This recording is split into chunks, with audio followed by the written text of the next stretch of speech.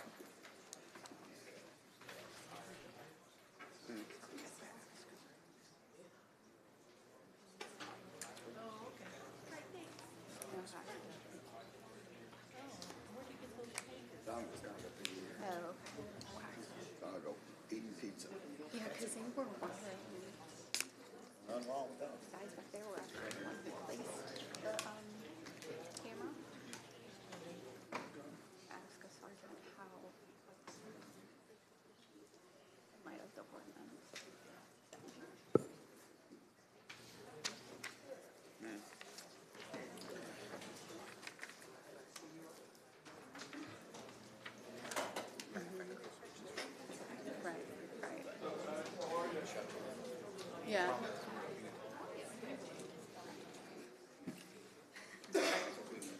Or Southern View, which is my fear.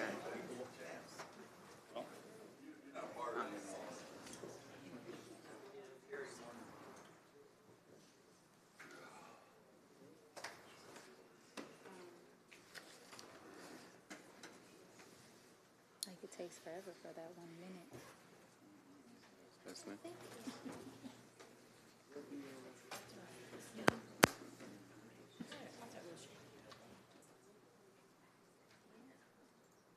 Having the appointed time of 5:30 arrived, I would like to call the Tuesday, October 8th, 2024 Committee of the Whole to order. Would you please stand and join me in the Pledge of Allegiance?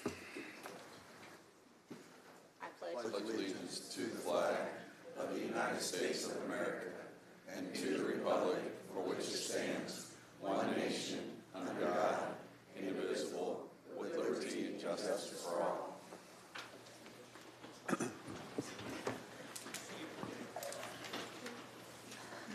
Mr. Clerk, would you please take the roll? Will do. Alderman Redpath. Here. Alderman Gregory. Here. Alderman Williams. Here. Alderman Rockford. Present. Alderwoman Purchase. Here. Alderwoman Natriano. Here. Alderman Carlson. Here. Alderwoman Connolly. Present. Alderman Donlin. Here. Alderman Hanauer. Here. Madam Chair, a quorum is present. I would like a motion for Alderman Donlin to join the meeting Second. via So moved. telephone. Second. Second. Oh, thank you. It's been moved and second, and we have Alderman Donlin on the phone. I would like to accept a motion for approval of the September 24, 2024 committee minute meeting. So moved. Second. Thank you. Is there any discussion? All in favor? Aye. All opposed? The ayes have it. Madam Treasurer, would you please present the Treasurer's report? Thank you, Madam Chair. The Treasurer's report for the corporate fund for the month of September. Beginning balance, $49,139,201. We took in total receipts of $21,668,700. Total disbursements in the month of September, $24,211,252, which left the corporate fund ending balance in the month of September at $46,596,649. The ending general fund balance included $12,549,442, which is the September ending balance for ARPA money. That concludes my report. Thank you. Thank you, Madam Treasurer. We do have one presentation. Is Josh Sable here? Come on up, Josh. He's with the Heartland Continuum of Care. Good evening, everybody. We've got several folks who are going to come up and share with you in a few moments about the work they do in the community. So I know this has been a big topic over the last several weeks since I was with you about 7 weeks ago to talk about Heartland Housed and the funding you all provide for us. Tonight, we'd like to give you a little bit more glimpse of the work we do, but also all the partners that are very active in the community in efforts to solve homelessness. I know one of the things that can be confusing sometimes is what is Heartland Housed? What is the Continuum of Care? These are really two distinct bodies, right? The Continuum of Care is an organization that is established by HUD, basically. Every community in the country is a part of a Continuum of Care. For us, we just cover Sangamon County. If you go west of us, the continuum of care goes from Jacksonville all the way to Quincy, right? So they look different geographically.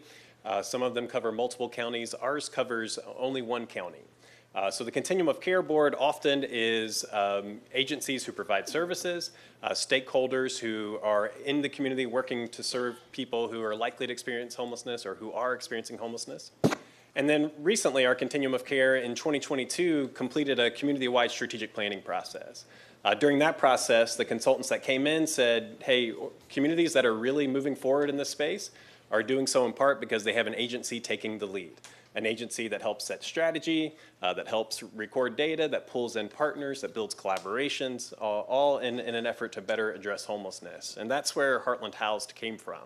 So Heartland House was established just about 2 years ago to become the lead agency for the Continuum of Care.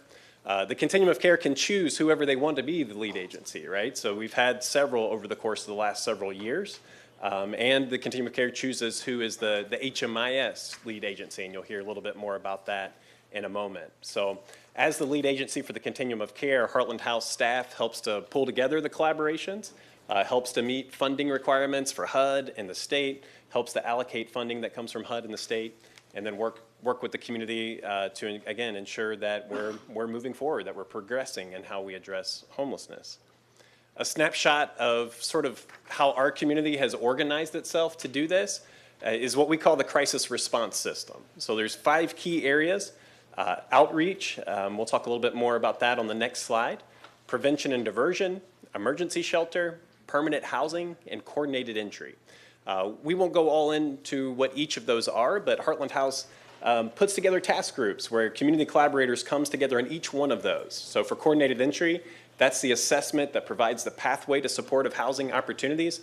Agencies all across the community have folks that are trained to do that work. And then as organizations have open spots in their programs, they come to us and say, hey, I'm ready for a referral.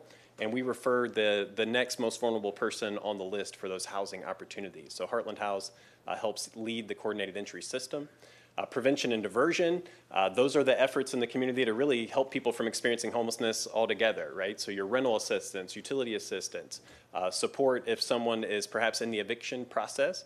You can imagine that the resources that exist for that in the community, though they've grown, are inadequate to meet the level of need in the community, right? So I think we've talked recently that numbers around homelessness, why does it keep going up?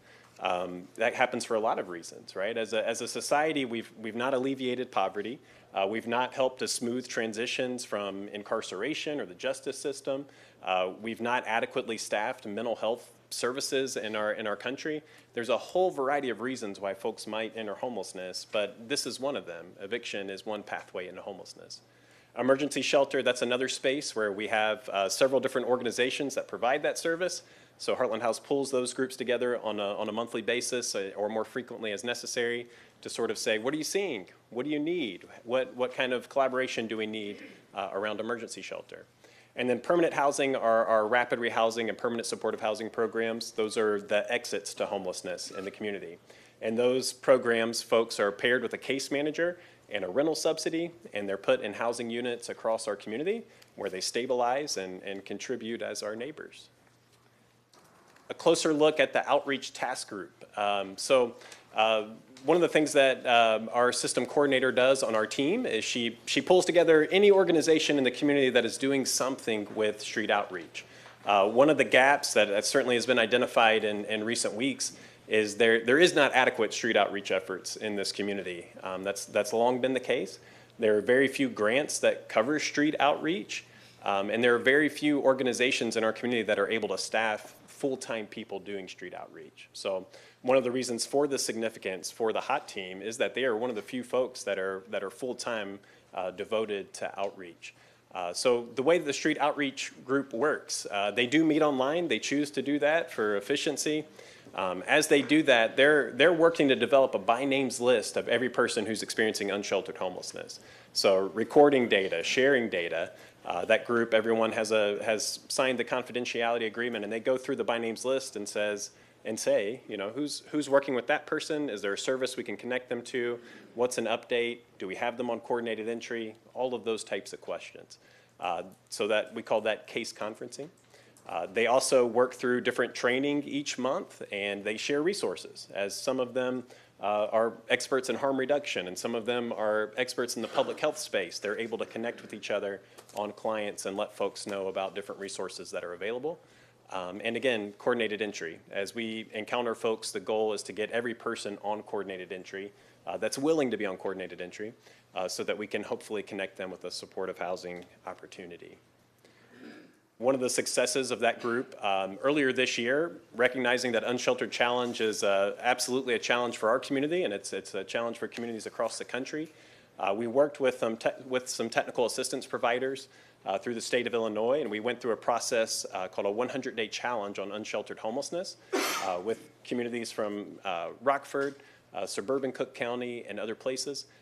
We set different goals during that. A lot of it was identifying people, helping them get on our by names list. Some of it was getting folks on coordinated entry.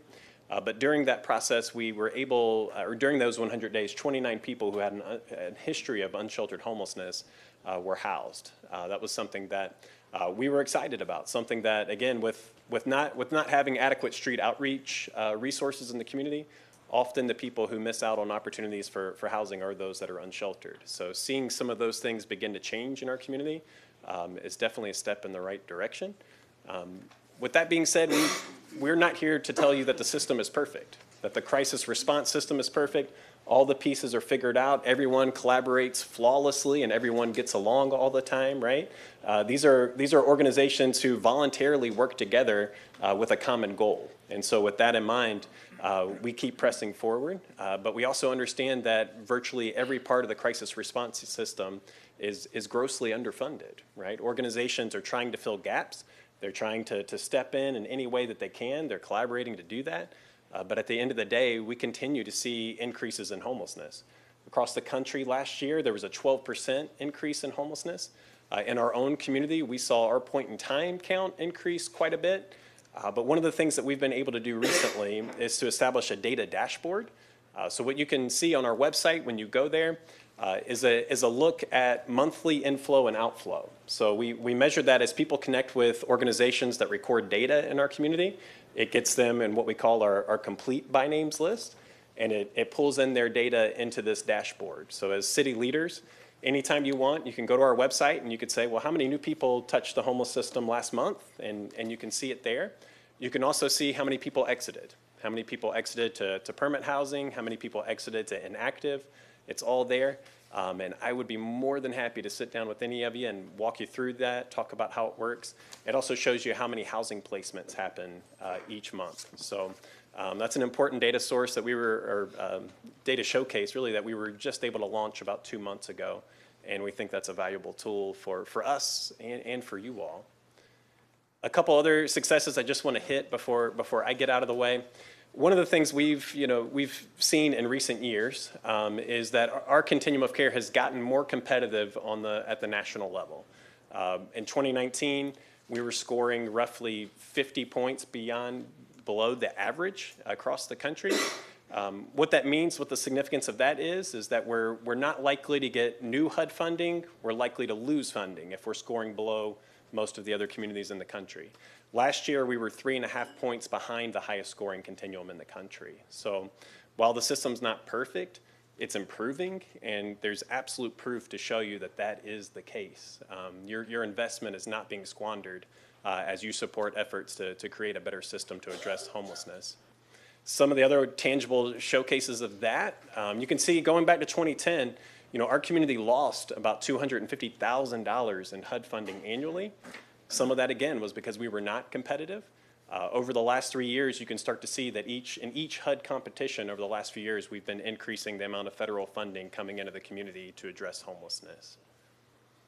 Another evidence of things moving in the right direction, as you look at our strategic plan, it'll tell you that by 2028, we're trying to create 765 supportive housing opportunities.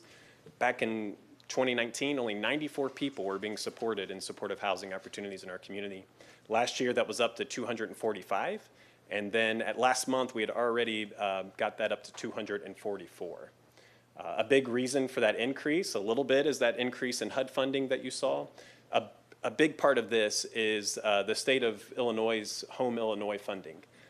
That allocated $1.1 million to create new supportive housing programs. A lot of the agencies that you'll hear from are using those funds to help families and individuals stabilize in housing. So we're seeing some of the increase we're hoping for, but at the end of the day, again, there are gaps and the system is absolutely imperfect. When you look at this slide, the light blue funding, or light blue triangle, that's the level of HUD funding for our community. The dark blue, that is the state funding, so you can see how significant that funding source was for our community. And then if you look at the red, right now, or at least at the beginning of September, a month ago, there were 240 households on our coordinated entry list. So that means families, individuals in shelters, transitional housing programs, unsheltered in our community. We, on average, say that a single-person household with case management, it costs about $15,000 to support a single person in housing for a year as they work with other services and stabilize. For a family, it's closer to 20 and maybe a little bit higher than that. So we use the number of people on coordinated entry and those numbers to pull together the number of $3.7 million. That's what it would cost to house every single person on coordinated entry. And that red triangle shows you the funding we do not have committed to these programs as a community. So if you wonder why people are waiting on coordinated entry, if you wonder why people are in shelter or unsheltered after they've had conflict in shelter or those types of things, the funding to create the supportive housing opportunities we need to ultimately meet functional zero is absolutely inadequate. So just a couple things that I want to highlight on that, and then I will get out of the way. I know there's been a lot of things said about the continuum of care. The continuum of care is a failure. It's failing us in some ways, and we know that's a more nuanced conversation. The thing that I would say is that the funding that is coming into the continuum of care is going out into these rapid rehousing, permanent supportive housing programs. We're not sitting on a pile of cash that we could use to house more folks. And the other thing that I would say is that every person I know in this line of work lives with the tension of failure every single day. Not a single person goes home thinking that this is a smashing success, what we've done as a community. We can show you graphs of scores going up, but at the end of the day, 240 households are homeless and waiting for housing. So nobody here, regardless of what's said or yelled, is going home feeling like they're the hero of this community on any given night. We have a massive gap that we've got to figure out how to solve. And until we do, there will continue to be gaps and struggles in the community and tense conversations. And while we think we can have those more constructively, I want you to see some of the folks who are working every day on the front lines of this issue and doing a tremendous job. I'm incredibly proud of the organizations in this community, how much they've grown over the last 4 years, and how they're willing to continue going after creating new programs to grow further. So I'm going to shut up, and then I'm going to pass it to our HMIS Administrator, Tracy Cunningham. Good evening. Once again, my name is Tracy Cunningham. I work at Mercy Communities, but I am the administrator for the entire continuum area. I did want to dispel a couple of inaccuracies that were presented at last week's Tuesday meeting. HMIS, I'm going to give you a little bit of a what is it kind of scenario. So it stands for Homeless Management Information Software. The use of an HMIS is required by any HUD-funded program. What does an HMIS do? It collects demographic data on all household members. Some of those are age, gender, race, ethnicity, veteran status, social security numbers for deduplication purposes only. It also collects the household's homeless history. This, along with disability determination, assists in determining chronic homelessness. Questions such as household income, non-cash benefits, and health insurance assist caseworkers in what form of services that client may need. Those services are also documented on so a duplication of benefits does not occur. Many other elements can and are collected on a programmatic or requested basis. An HMIS is a data collection system designed to inform COCs and HUD in understanding the nature and extent of homelessness in their communities so sound policy decisions can be made along with proper resource allocations. It is also used to deduplicate clients and services across all COC-wide programs from outreach all the way to housed clients. It assists homeless service providers and some of their respective partners move from homelessness to housing stability or to assist in preventing homelessness altogether.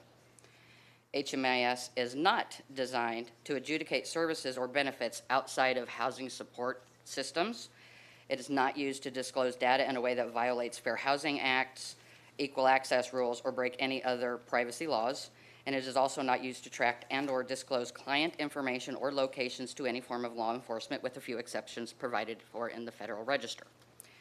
Locally, there are 14 agencies currently utilizing our HMIS, which is called Community Services. So if you ever hear everybody speak about the HMIS Community Services, that's the name of it. It's provided through Well Sky Software Services. Those agencies are Abundant Faith Supportive Services, Contact Ministries, Fifth Street Renaissance, Helping Hands of Springfield, Inner City Mission, Memorial Behavioral Health, Mercy Communities, Phoenix Center, Salvation Army, Springfield Urban League, Washington Street Mission, and Youth Service Bureau. The Springfield Hot Team also has access to it, but only Shannon Allen does. I do want to note that the SEED task groups have been, they basically refused to complete the paperwork necessary to join our HMIS for data sharing needs. I do want to note that it was mentioned that Sojourn Shelter and Services was accessible or was on our system. They are not. They're not allowed by law because they are a domestic violence provider, and by law they can't utilize the same system. They have their own more private and more secure system to utilize just because of the nature of their clients. So all of these clients have the ability to, and training for, access and data entry for coordinated entry. Some of the other inaccurate information that was presented was that this data is not being shared across agencies. This is not true. All of our outreach and coordinated entry users, they can communicate via live-time case notes, and most do if they so choose to. Not all data is shared across the board, as there are still visibility walls put in place for privacy purposes. Agency case notes are not shared outside of their agency to anyone, as these are notes between caseworkers and clients and can be sensitive in nature. Even though Sojourn is not allowed on our HMIS, they still do have an equivalent system, and they do participate in our coordinated entry process, so those people are not being left out. It's just in a more anonymous manner and with their case managers. Some of the questions about data that were brought up last week, Ms. Purchase, Mr. Rockford, Mr. Gregory all mentioned that you haven't gotten any form of data from us. First, I want to say that I send monthly deduplicated reports to the OPED office under Val Yazzo every month, and I have for years and years. I've been doing this for 13 years. Identified, meaning no personally identifiable information is ever shared with the city. It is considered raw data, in that you would kind of need to understand the HUD side of it, so it, to really understand what it's saying. Also, I want to say that I have never received a formal request of any kind of specific data from this council.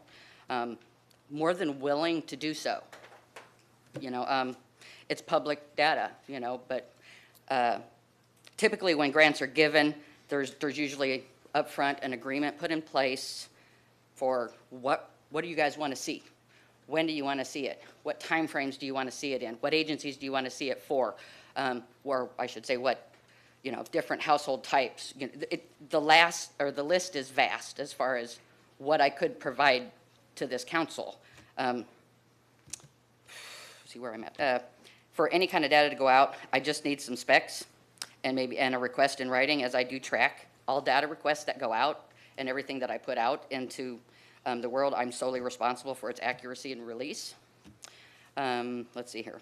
There's many different options already available for you to view, just like Josh had mentioned on heartlandhouse.org. If you go to the Built for Zero, I update that monthly, so it is not a annual thing like you would see with HUD.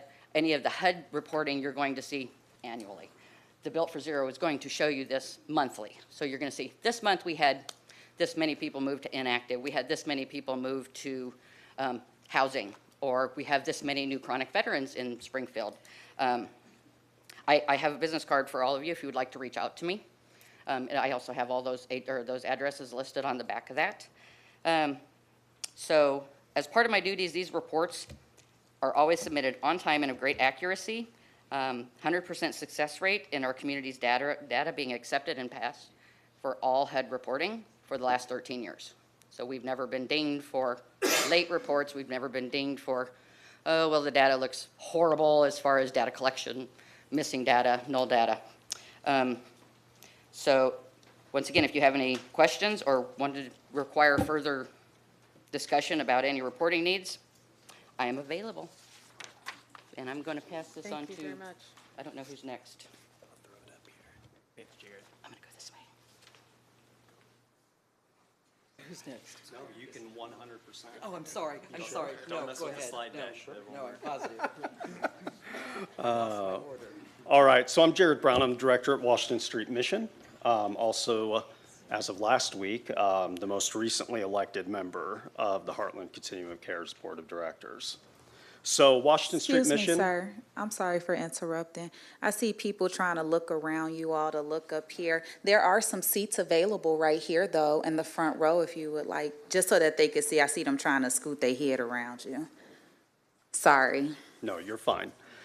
So the mission served our community for 115 years. We've served the most vulnerable citizens within this committee.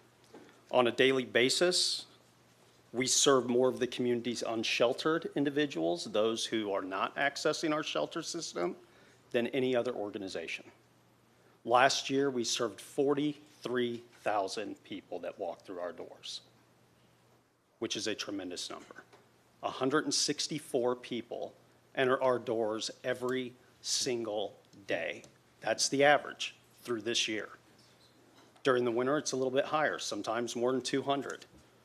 During the summertime, when it's a little milder weather, we see a few less people coming in through the doors.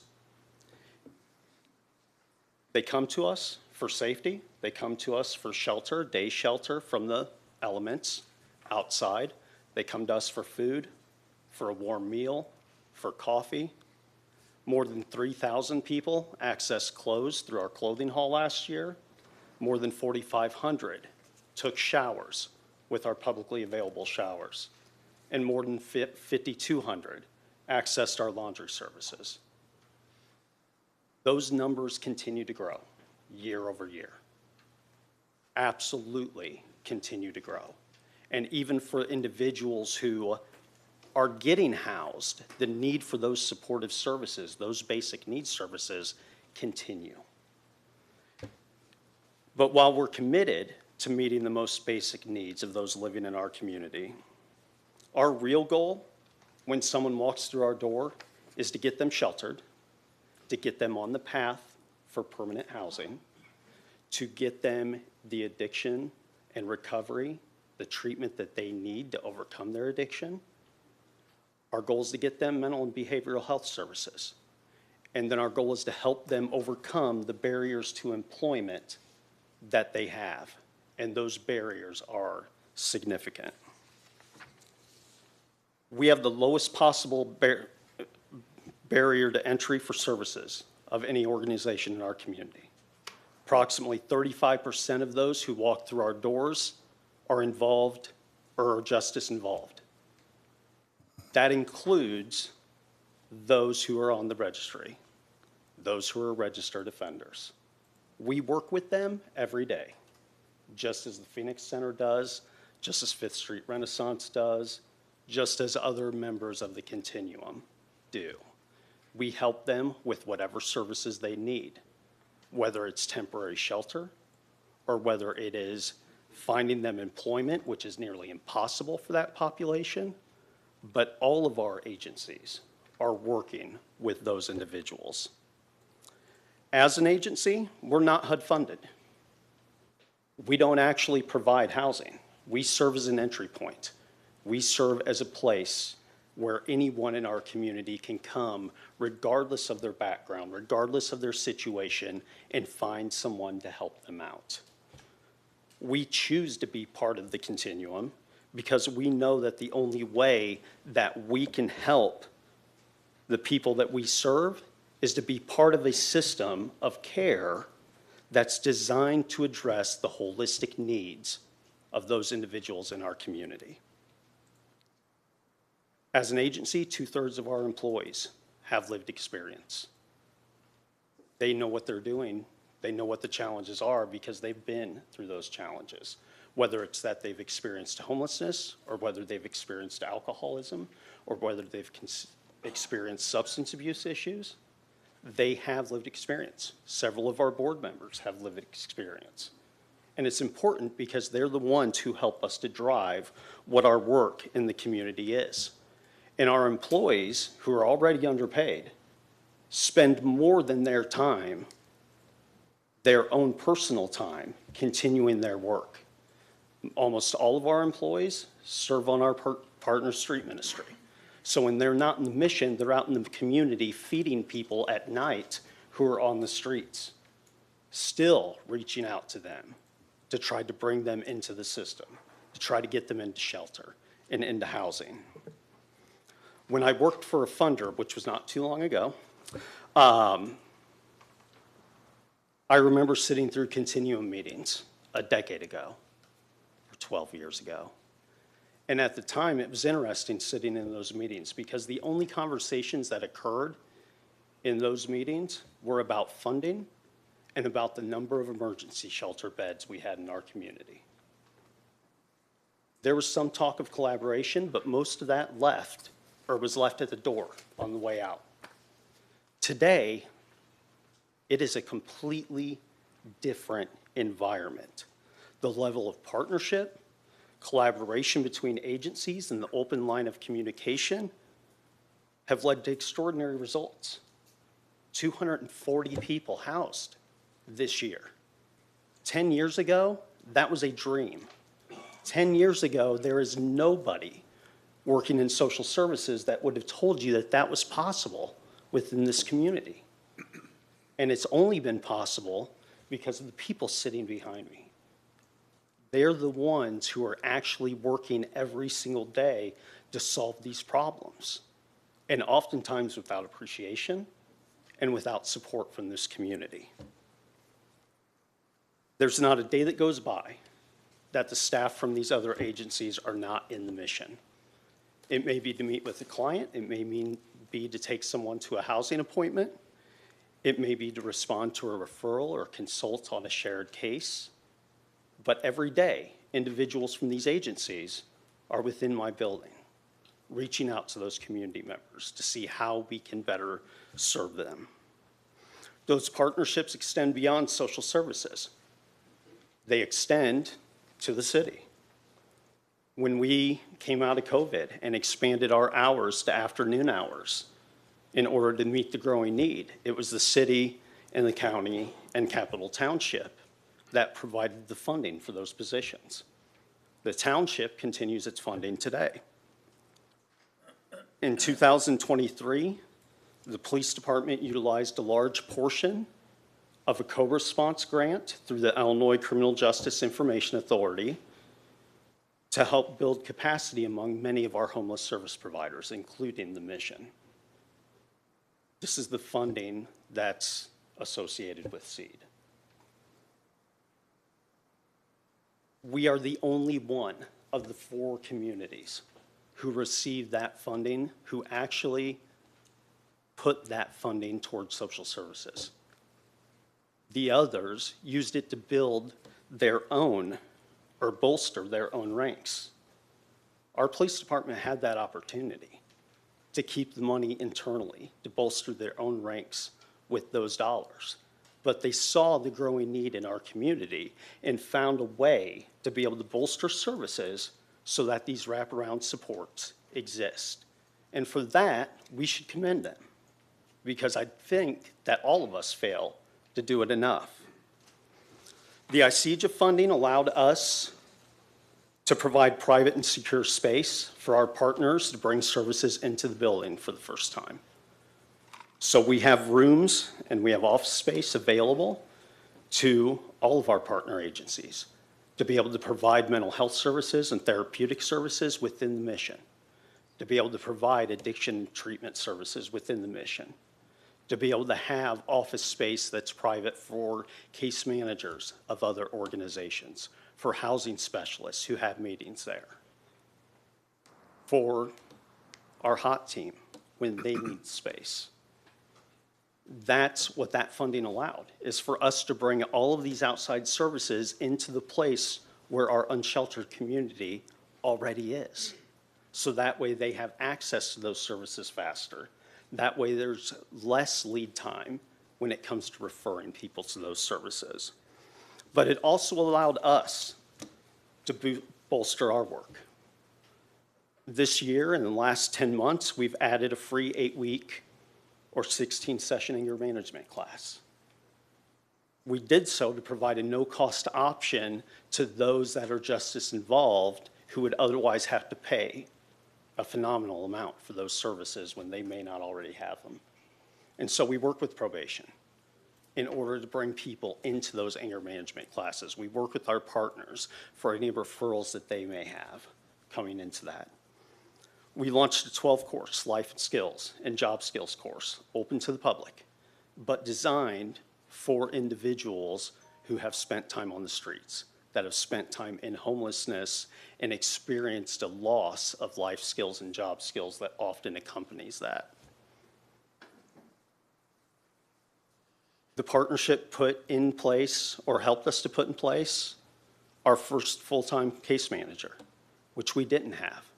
Now, all of our staff are involved in case management because that's what we have to do. But now we have someone who's full-time, someone who is working with all of the individuals who come in.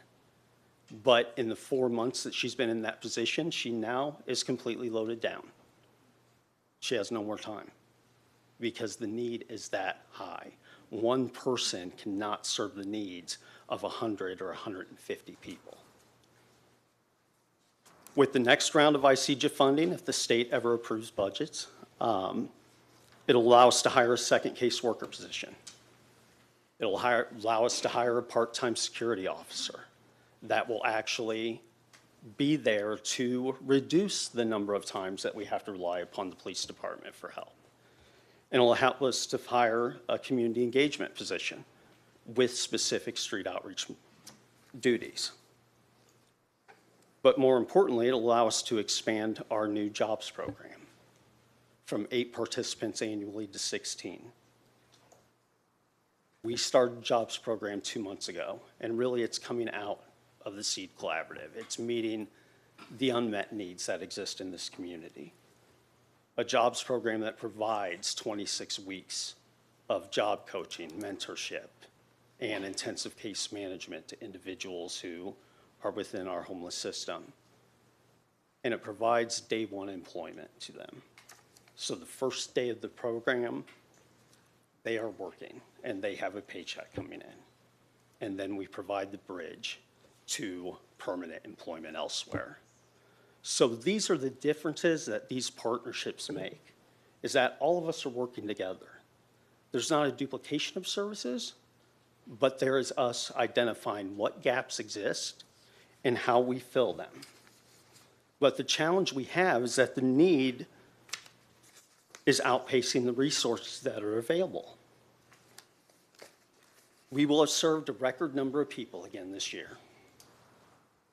There's absolutely no doubt in my mind, at the end of the year, we will probably surpass 44 or 45,000. If you were to come into the mission today and look around and get to know everyone, and you were to come back 6 months from now, 70% of the people that are in there, you wouldn't know. Because that's how many people are getting housed and how many people are new coming into the system. We would love to spend every dollar we have on prevention. But the reality is that every dollar that we have is going towards just keeping up with the number of people coming in. The tone of these meetings over the past 8 weeks has devolved to the point that misinformation has largely taken over. And as a continuum of this community's service providers, we see our community moving backwards. And it's scary. It's time that the conversation changes. It's time that we set aside the personal politics and the attacks on every institution and every person in this community, and we begin to solve this problem together. We built the foundation. Now's the time for us to celebrate the successes that we've had and to focus on how we build the rest of the house. So thank you for your time. Thank you very much. And yeah, Claire? So I'm Lisa. I'm with Memorial Behavioral Health's PATH program. And so I'm going to be briefly tell you what I do in that role with Memorial Behavioral Health and the Continuum. So I provide complex care coordination for the homeless that have a severe mental health diagnosis. I get referrals internally through street outreach and from our many Heartland Continuum of Care partners. Some of the struggles that we are facing is we have enough funding for a two-person case management team. We have a wait list.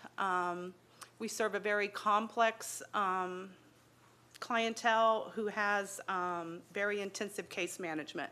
So we can only open enough people that we can serve to our best ability.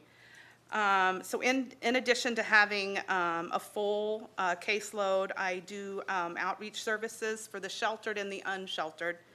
And with the homeless task group through the Continuum, I'm the one that kind of provides the linkage to the behavioral health services. So my slide says that I have housed 25 people in the fiscal year 24 and outreach 66. That is the past success, but it really comes with the system that we've built, with a really great partnership that we have.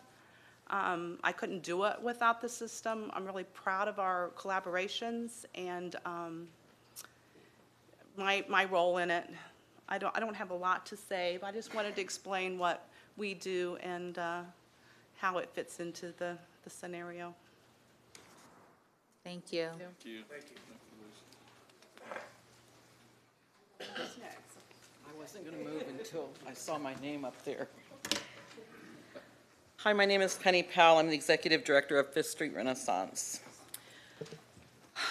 I have been with Fifth Street Renaissance for 22 years.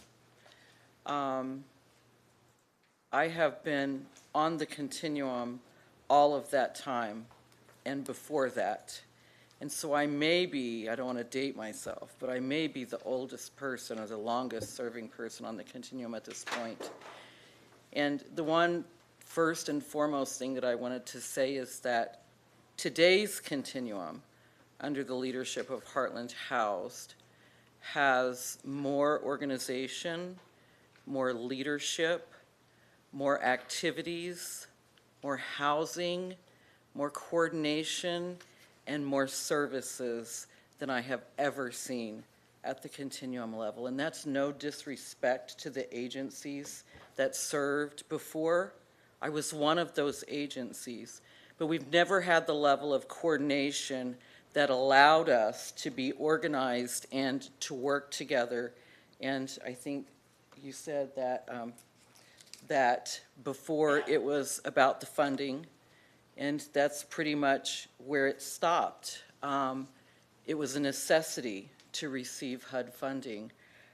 So what I'm seeing today gives me more hope than I've had in 20 years that we will eventually bring homelessness to functional zero in this community. Is it an uphill battle? Of course it is. It's not getting, it is getting better, but you can't see it right now. Fifth Street Renaissance serves all people in 20-plus programs, depending on what funding we have available, with a very diverse staff, with staff who have lived experience, with staff who know how to get better, who know how to recover, who know how to be successful, who know how to grow, and who know how to show our clients what it takes to get there. I am so incredibly proud of my staff. This work never ends. I can't tell you the number of days that I'm at home on my couch and somebody's at the grocery store. Hey, I came across this person and they need help. What do you want me to do? It doesn't stop for them. Some of them are here with me. I'm so proud of them. So we have a mobile medical unit. Our mobile medical unit provides services all across the state of Illinois, doing various health services, responding to public health crisis. Our housing programs here in Springfield, including transitional housing, permanent supportive housing, both agency-owned facilities and community-based, rapid rehousing programs that are newer efforts for us, and new DHS-sponsored public supportive housing programs. We have housing that exclusively serves the needs of veterans, males, females, and families. We have specialized housing subsidy programs that serve specific populations. And we have a motel and hotel voucher program that is emergency shelter. We also operate on behalf of the Continuum of Care. We operate the Homeless Prevention Program. That is a program that keeps more people from becoming homeless by keeping them in their homes. That program in 2018, 2019, was funded at $45,000, $45,614. This year it's funded at $400,000. Just trying to keep up, trying to keep the numbers from going up and increasing and creating more street homelessness in this community. It is a constant uphill battle, and if we can get more money next year, we will apply and try to get it into our community. We also operate the Project Relief Program for CWLP. We qualify the folks that they send to us for utility assistance. Our health programs, including health screenings such as HIV, hepatitis C, STI, blood pressure screening, glucose, cholesterol. We do risk reduction with safer sex kits and overdose education with harm reduction supplies, including nasal Narcan, opioid test strips, and various PPE distribution, along with COVID test kits distribution. It's still not gone. We also respond to things in the community where we're needed. Some of you may remember us responding to the Bel Air Hotel when it closed down and helping to keep those folks from becoming homeless. Most recently, Fifth Street Renaissance, thank you. Fifth Street Renaissance, Heartland Housed, and other partners provided assistance to 36 households as they were forced to move from Old Town apartments. Assistance included security deposits, rental assistance, moving costs for senior households, and housing navigation.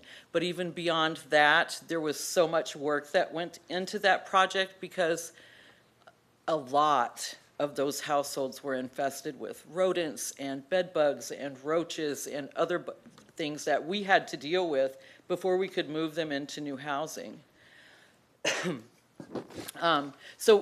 We do have statewide programs, but for the purpose of this meeting, I pulled out some of our local data and just quickly want to go through some of our numbers.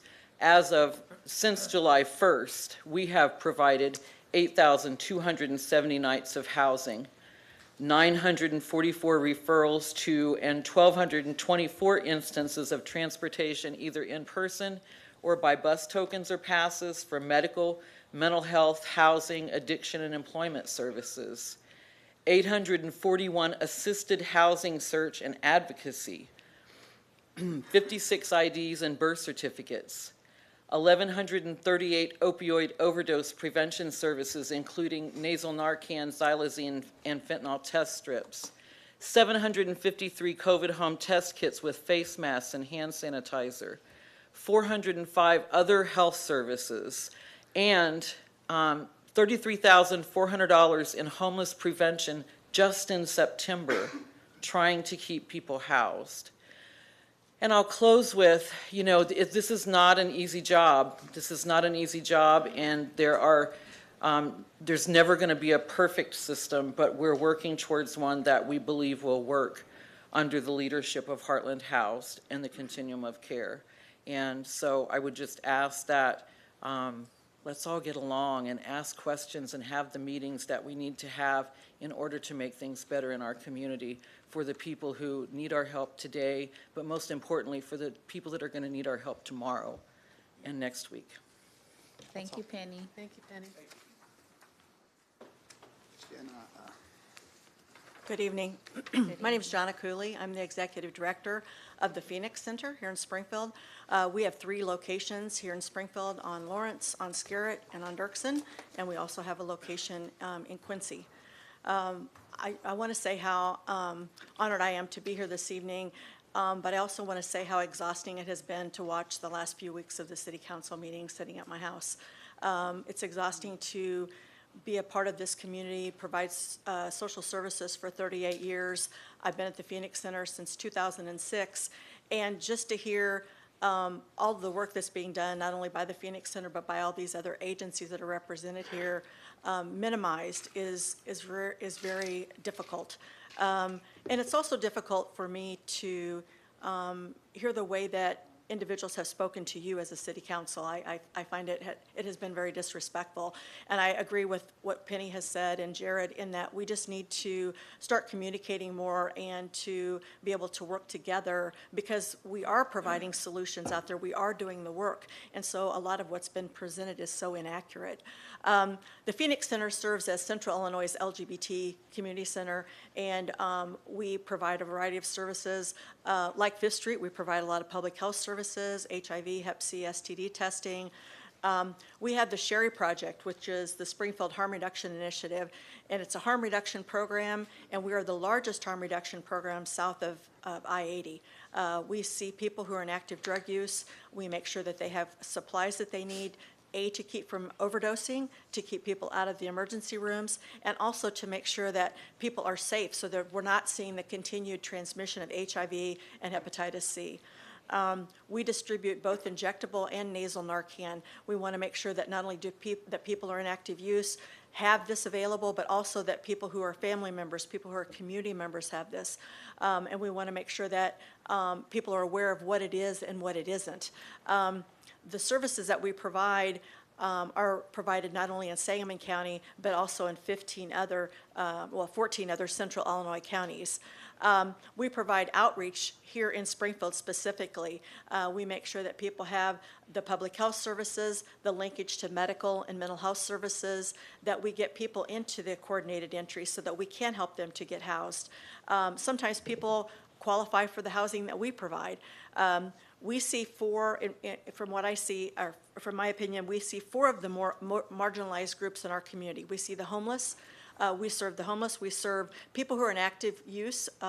We serve the LGBT community, and we serve people who are HIV positive.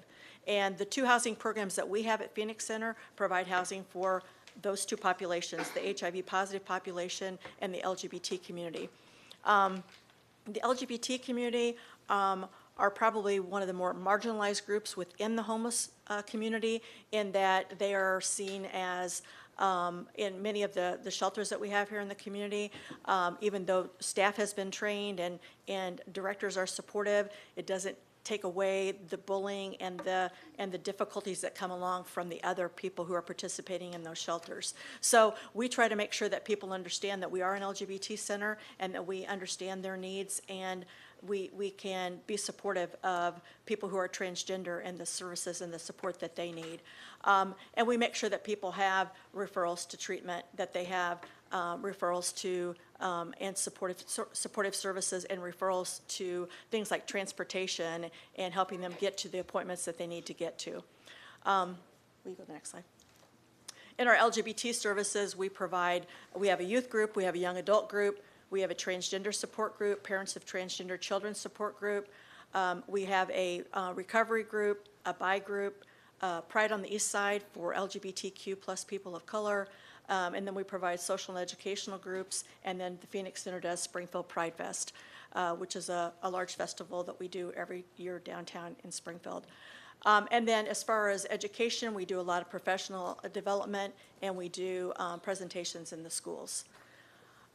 To wrap up my presentation, I have a few numbers I just want to share. So in 2024, so far, we have housed 28 individuals, and those would be people who are either HIV positive and/or LGBTQ+. We've gotten 11 people into treatment. We have gotten 15 people entered into coordinated entry. We have seen 125 people during our Springfield street outreach. We have made 847 community referrals. We've distributed 3,742 doses of Narcan, 289,640 clean syringes. We have seen 41 individuals in our licensed counseling program. We have seen, what does that say? Oh, individuals attending group. 1,849 individuals have attended our groups, and we have 4,516 people accessing our services. We provide food through 3 food pantries, personal hygiene products, clothing, the testing, linkage to medical and mental health services, community referrals, transportation, SMTD bus tokens, and harm reduction supplies. And other than the Narcan and syringe distribution, those numbers are specific to Springfield and Sangamon County. The 2 things that I want to mention in closing are 2 things that have been brought up at previous council meetings that I think need to be clarified. The first one that was brought up last week was that everyone doing this work needs to have an MSW or needs to have a license or a master's degree. Being a person that has a PhD, I understand the importance of education, but there's more important things like compassion and empathy. And if you read a current day grant application, they're going to tell you they want to see people who have lived experience. They want to see people who have been homeless, people who have been in active addiction, people who have HIV. They want them on your staff. They want them on your board. And in the audience tonight, outreach workers, all stand up. These are the people doing the work on the street. They're people with various backgrounds, various ethnicities, various experiences, and they are doing the job. And not every single one of them has a degree, but I guarantee you they are all putting forth their best effort, and they're doing a great job of it.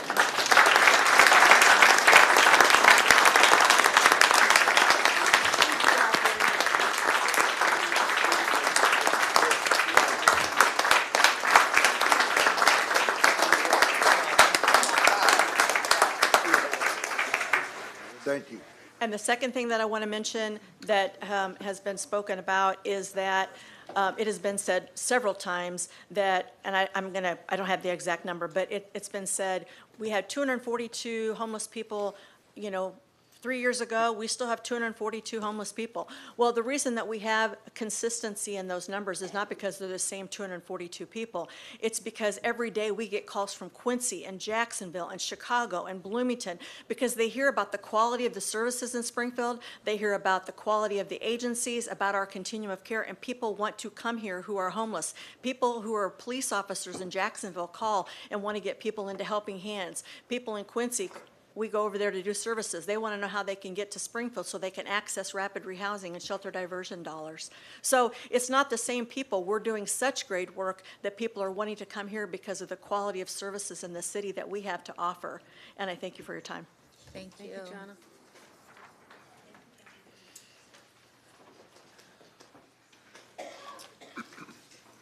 Good evening. Good evening. I am Jill Johnson. I am the Director of Development and Direction at Helping Hands Springfield, and I'd like to take a few moments to talk about what Helping Hands is doing. Helping Hands with Springfield is an active part of the foundation of agencies serving and supporting the unhoused and underserved members of our community. We are a social service agency that works with male and females, 18 to, and at this very moment, 85-year-olds on a 24/7 basis. Our daily mission is to help, shelter, and house. I would like to share our 3 core programs, well, 3 of our core programs at our agency. Helping Hands of Springfield Shelter is a heating and cooling center, depending on the season. We provide day services with case management and support services with a current year-to-date total of $15,026. That averages to about just over $1,600 a month. Our front door and admin services have a year-to-date average of 250 persons a month seeking notary services, mail, referrals, resources, contacts, appointments, and connections. We have a sleeping capacity of 140 persons a night, with the majority of those beds being allocated for males. But we work in close partnership with Contact Ministries, Mercy Community, and Sojourn for their works with women with children to ensure that everybody who wants shelter can be sheltered. There was a great concern of how people would get to the shelter in January when we moved to Dirksen Parkway. With that move, we developed a transportation team and shuttle service that runs 7 days a week with several designated stops downtown area to get our consumers back to the shelter. We have partnered with and have a great appreciation for SMTD that has 2 dedicated bus routes, 6 and 9, that stop at our front door. Our transportation team also helps with our medical appointments, prescription pickup, job interview, hospital discharge, and any emergency community pickups as dictated by Springfield Police. There is an ever-increasing amount of people that move to this area with little planning, less finances, and nowhere to go. We have staff that focus and work on diversion, meaning we connect them with people, we connect the people with resources and sometimes other agencies to get them back to their home area where they can be helped. Secondly, I'd like to talk about our housing program. Under the direction of Virginia Pursley, we have a powerhouse housing program, doing what a lot of people said could not be done. Using a housing first model, coordinated entry, and seven very dedicated case managers. Our housing program manages 33 clients at our Park Street location, which by the way is having our first year anniversary this month, 22 scattered site units, which makes that program full, and 26 rapid rehousing clients, with 2 more moving into their own apartments this Friday. Some people may not be impressed with those numbers and say, why aren't more people being housed? Well, one of the reasons is we need more landlords. We need more affordable housing. We need more handicap accessible housing. We are ready to take on more. We just need the support in that area. I would also like to add that our housing case managers are in the community 5 days a week. The question has been raised, what do they do? And I'd like to share that. They are working a plan of service, support, and stabilization to some people who have never lived independently. They have been historically addicted, working through some level of mental health deficit, chronic medical issues, and a genuine fear of being alone after being housed. Our housing program provides education in budgeting, health, transportation, independent living skills, mentoring, and monitoring. And I don't want to forget they are an excellent search team. When a name comes up for housing, they are out there looking for that person. And in partnership with the outreach teams from the city, Shannon Allen and Officer Newman, Heartland Housed, the MBH PATH program, and the Phoenix Center outreach team, they're out there working with those persons. Again, the mission is always to help, shelter, and house. I would also like to highlight our representative payee services. With over 100 clients benefiting under our director, Andy Jones, and his payee specialists. They ensure that the basic needs are met, their housing, food, and clothing. They provide education on budgeting, ensure bills are paid, people stay housed, and that they are not victimized and taken advantage of. They also mediate the world of Social Security for those who don't even understand how that process works, but get monthly entitlements. I speak daily about helping hands to people who will tell me, well, I didn't know that. And I would like to enlighten you all with some more common misinformation. And I like to call it the did you knows. Did you know that 3 years ago we had 14 employees and we now have 40? Did you know our housing program houses 2 to 5 people a month from the coordinated entry list, setting them up for success with the majority of the things they need to go into that apartment, including a case manager? Did you know we have an off-site clinic of Central County's Health Clinic with 2 dynamic nurses 4 days a week, and the community is welcome to access that service? Did you know the St. John's School of Nursing students, they gain their community hours and experience by providing a biweekly hand and foot clinic to our shelter participants. When you are unhoused, the hand and the foot are the tools of the trade. Did you know we help people get connected to mental health services? SIU Trauma and Recovery, AKA Fran, comes twice a week for ongoing therapy. She's also our crisis go-to when there are issues with the homeless in the community. She comes when we call.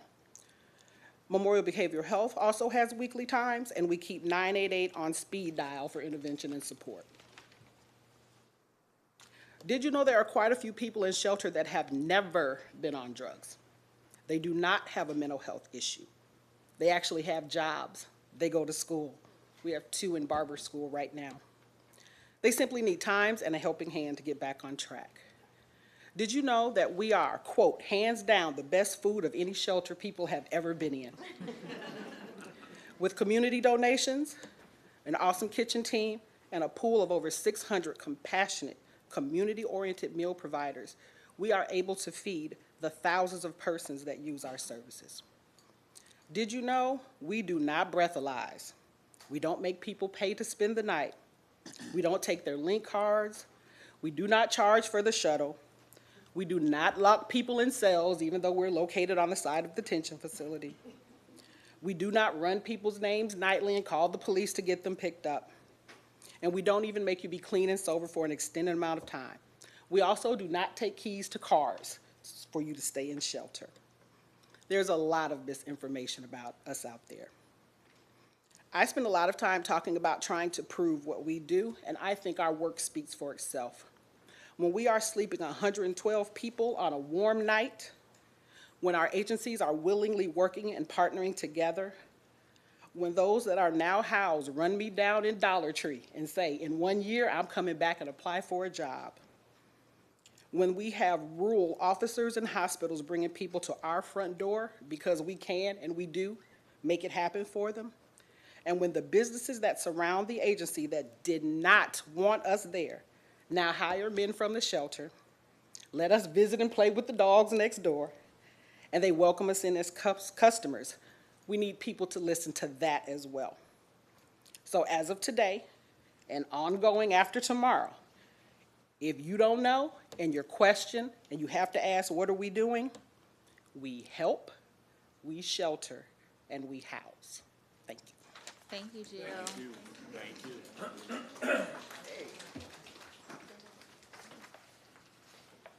Contact ministries.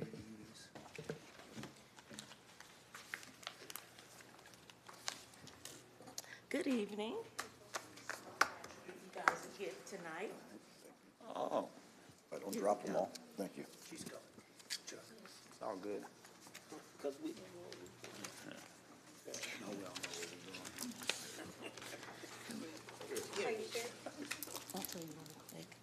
Okay, my name is Tracy Deal, and I'm the Director of Shelter and Counseling at Contact Ministries. Today, I want to share some of the critical services that we offer that ensure our clients have the tools they need to live self-sufficient lives once they leave our care. We understand that the road to independence is not always smooth. Mental health struggles, substance abuse, and other barriers can cause clients to return to us, sometimes more than once. However, we firmly believe in the power of resilience and continue to plant seeds of hope and growth in every opportunity. At Contact Ministries, we provide holistic support, offering everything from housing stability and job readiness programs to access to mental health counselors and substance abuse treatment. We know that addressing basic needs is essential. So we help clients with food, transportation, and healthcare services, ensuring they have the foundation and support needed to move forward. Our shelter is not just a place to stay. It's a stepping stone towards a brighter future. Through life skills workshops, financial literacy training, and access to community resources, we help each individual build a plan for lasting stability. For our clients who face significant challenges with mental health or addiction, we offer personalized counseling and referrals to treatment programs, walking with them on their journey toward recovery. We know that progress can sometimes be slow, and setbacks are part of the process. But at Contact Ministries, we are committed to seeing each and every one of our clients through whatever they're going through at that time. Every time we meet someone where they are, we plant another seed of hope and opportunity, knowing that one day those seeds will bear fruit. Our goal is not only to provide temporary relief, but to help our clients develop the resilience, strength, and skills needed to achieve self-sufficient and better qualities of life. Okay. So here's our numbers. Okay. So 71 people, this was our 2023 numbers. 71 people were assisted with in-house mental health services. So with our mental health services, I know that it's difficult sometimes for clients to get into mental health services and get counselors and stuff right now because it's the high need of what's been going on. But as a licensed clinician, we are able to, and we have adopted a partnership with UIS for their interns that are in the counseling and wanting to get their license as well. So that has helped us out a whole lot. We have 136 people were helped with medical prescriptions. 372 families were housed in our homeless shelters last year. 38,584 meals were served in our shelters, and 10,909 hours of life skill classes were attended by our shelter residents. This included tutoring for our school-aged children. So also with that, we started to do our own domestic violence classes, which is one of our old clients who had lived experiences of domestic violence, and she is the one that is running the program. And actually with that, they feel more comfortable sometimes listening to someone that has been through that experience. So they really enjoy that program. We also have started a NAAA in the evenings, and that is through our lived experience. We always do lived experience with that as well. And then we have our life skill classes. Sometimes we don't think it's that important, but just knowing how to keep a house up and different things like that. All of the things that sometimes people think are easy and things that people should know are things that they really need in order for them to be able to sustain and to treat landlords' properties in the way that they need to be treated. We also have how to get a job, how to keep a job, but my favorite one of all is purpose-driven life. That is one of the classes for them to know about their purpose, and they really enjoy that class because that gives them hope. So we started a new thing. We are continuously trying to figure out what can we do different? What can we do better? So we have meetings monthly with all of our staff, but then we also have meetings weekly to figure out with myself, Cindy, the executive director, and then all the case managers. We like to meet and figure out what can we do different and see some of the barriers that some of the clients are having. And so we really decided that we needed to really truthfully dig into that wraparound principle to where not only, so inside of our agency, so myself, Cindy Drum, the executive director, Madison, Tarika, Tamia, all of us, we all come together, Darlene, we all come together, all of the leaders, and what we do is we begin to do wraparounds with every single last one of our clients. So it makes them, it's like accountability, and it gets for us to really know exactly where they're at, what they need, and things like that. So then that way afterwards, we're able to call out to the Heartland Continuum. If there's services that we are not aware of, then we are able to call out to other agencies to see if that's something that they can help us with. And it makes our job so much easier. Yes. So you can click. Sorry. Okay, so she gave me permission to do this, and this was a story right here that really touched me, and her name was Eva. And just thinking back, it was just amazing because when Eva first moved here, the first place she went was Tent City. And then after that, she had went to Helping Hands for a while. Then she left there and went to Salvation Army Overflow. And Dee Givens had called me when she was at Salvation Overflow and said, listen, Eva needs this specific type of help. Because the thing that I've realized and I learned is that I can't reach everybody. And it may be someone that I cannot reach, but there may be someone else in my organization that is able to reach them. And so that's why a lot of that wraparound, and even in with the continuum, if there's someone that I may not be able to reach or we may not be able to reach, maybe there's someone there that's able to reach them and give more insight on what's really going on with this individual. So she had been through a lot of trauma in her life. She used to seem like she was just really evil. I'm like, I just can't do her. But the whole time it was the trauma that she had, and it was someone else that was able to help me to help her. And so that's what she did. And now she lives at Timberlake Supportive Living. So, thank you. Thank you. Josh. Good evening. My name is Amy Voiles. I'm the Executive Director of Mercy Communities. I am also the Vice Chair of the Heartland Continuum of Care. I wanted to take a moment to tell you a little bit about Mercy Communities and the work that we do.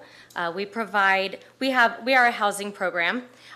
We do provide 10 units of transitional housing, which is a goal-oriented program that takes employment and education-based services where mothers with children are housed for up to 2 years while getting back on their feet. We have permanent supportive housing. We currently have 20 units of permanent supportive housing at a time. It is a disability-based program which serves families of any makeup as long as they have children under the age of 18. Rapid rehousing is a newer program for us as well, and it is, right now we have up to 6 units, and it's a 2-year tenant-based rental assistance program. What Mercy Communities is not is an emergency shelter. We get calls every day, so I'm not here to talk to you about outreach, although I don't want to minimize the work that they do. It's incredibly important, and also, you know, we don't provide the emergency shelter services as well. So one of the things that we do with our families, not only do we provide them with fully furnished housing that, by the way, they get to take with them when they leave our program, we provide comprehensive case management services. I've listed all the things that those provide, plus much more. We do focus, have a great emphasis on budgeting and goal setting. So we do provide twice weekly life skills classes, transportation, referrals, etc. Within our supportive services, we take the voice of lived experience very seriously. We currently have 1 case manager and 2 board members on our team with lived experience. Mercy also lends client leaders with lived experience at the continuum level through the Heartland Continuum of Care Board of Directors and the Lived Experience Advisory Board. Next slide, please. One of the questions that popped up last week was, are we working together? Boy, are we working together. Tracy just gave you an excellent example of the ways that all of the agencies work together, and I brought one with me as well. I apologize, my PowerPoint did not PDF very well. So that's okay. I want to talk to you about Jay. She is a current client in our transitional program. She entered the Heartland Continuum of Care program system back in, I believe, December of last year. She stayed at Sojourn. During her time at Sojourn, they realized that there was additional supports that she needed, and they made the referral to Mercy Communities. Jay entered our transitional program, and she's been there since March. While in our transitional program, she received a voucher a Section 8 voucher from the Housing Authority and came to us not quite sure what to do with that. So Mercy case managers reached out to Nick Dodson, the housing navigator with the Heartland Continuum of Care and Helping Hands of Springfield, for help finding a unit. Nick worked with the statewide referral network, which is a partner agency of ours, and found a unit that would accept the voucher. And Jay is now moving into her permanent housing next week with the Nehemiah Affordable Housing Program. So a great success story that clearly identifies 6 different partners, and I guarantee you there were much more of those along the way that I didn't mention.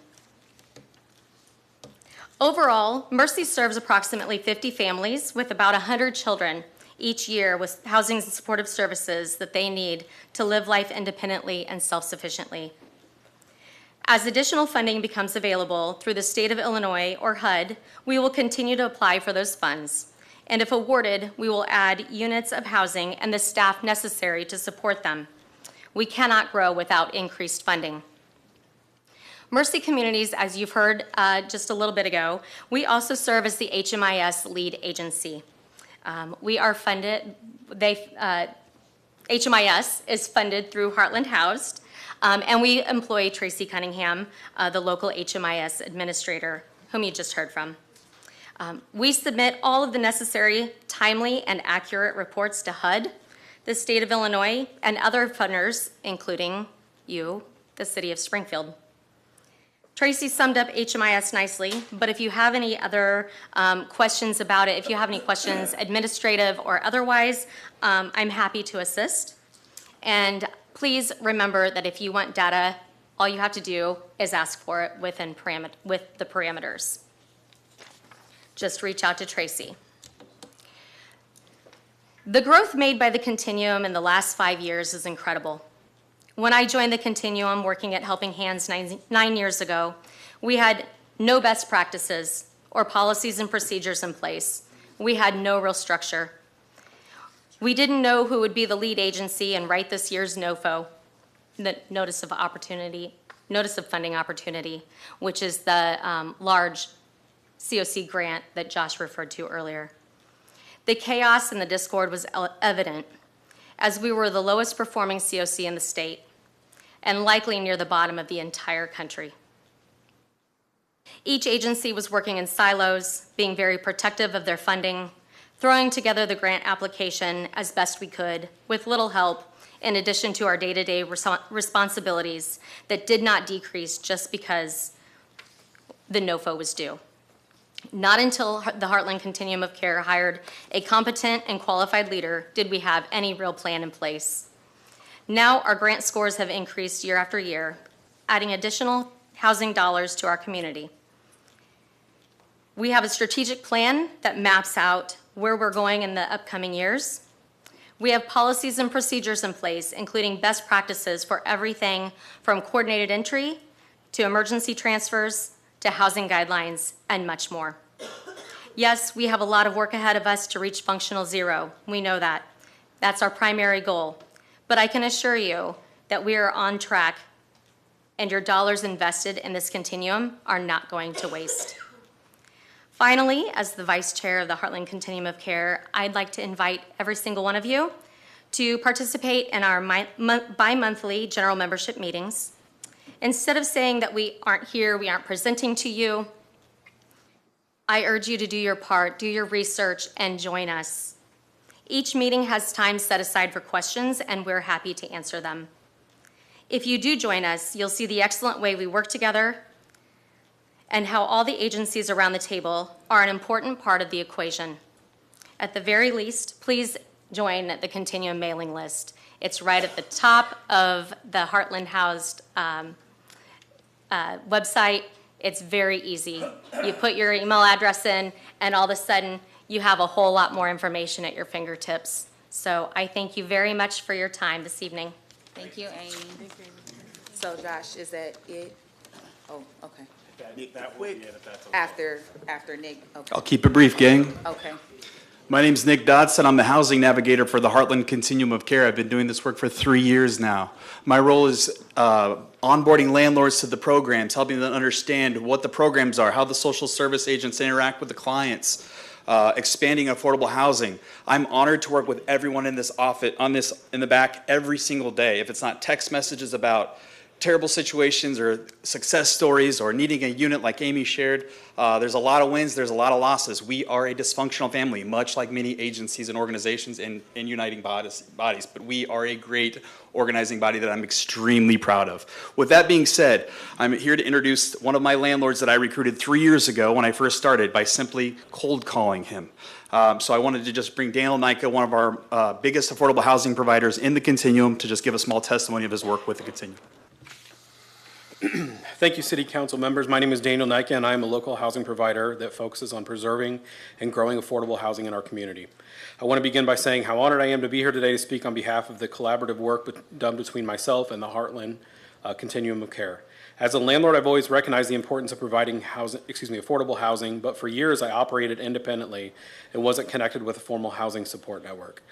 That changed when I met community housing navigator Nick Dodson. Nick reached out to me with a cold call at first. I wasn't sure what to expect, but after hearing about the Continuum and its work, I knew I wanted to be involved. Since then, I've had the privilege of partnering with Nick and other organizations like Helping Hands, Mercy Communities, Contact Ministries, and other organizations within the Continuum, and it's been a game changer. By working together, we've been able to fill vacancies with tenants who really need the support while ensuring affordable housing stays available in our community. Myself and other community landlords see a tremendous value in collaborating with this network.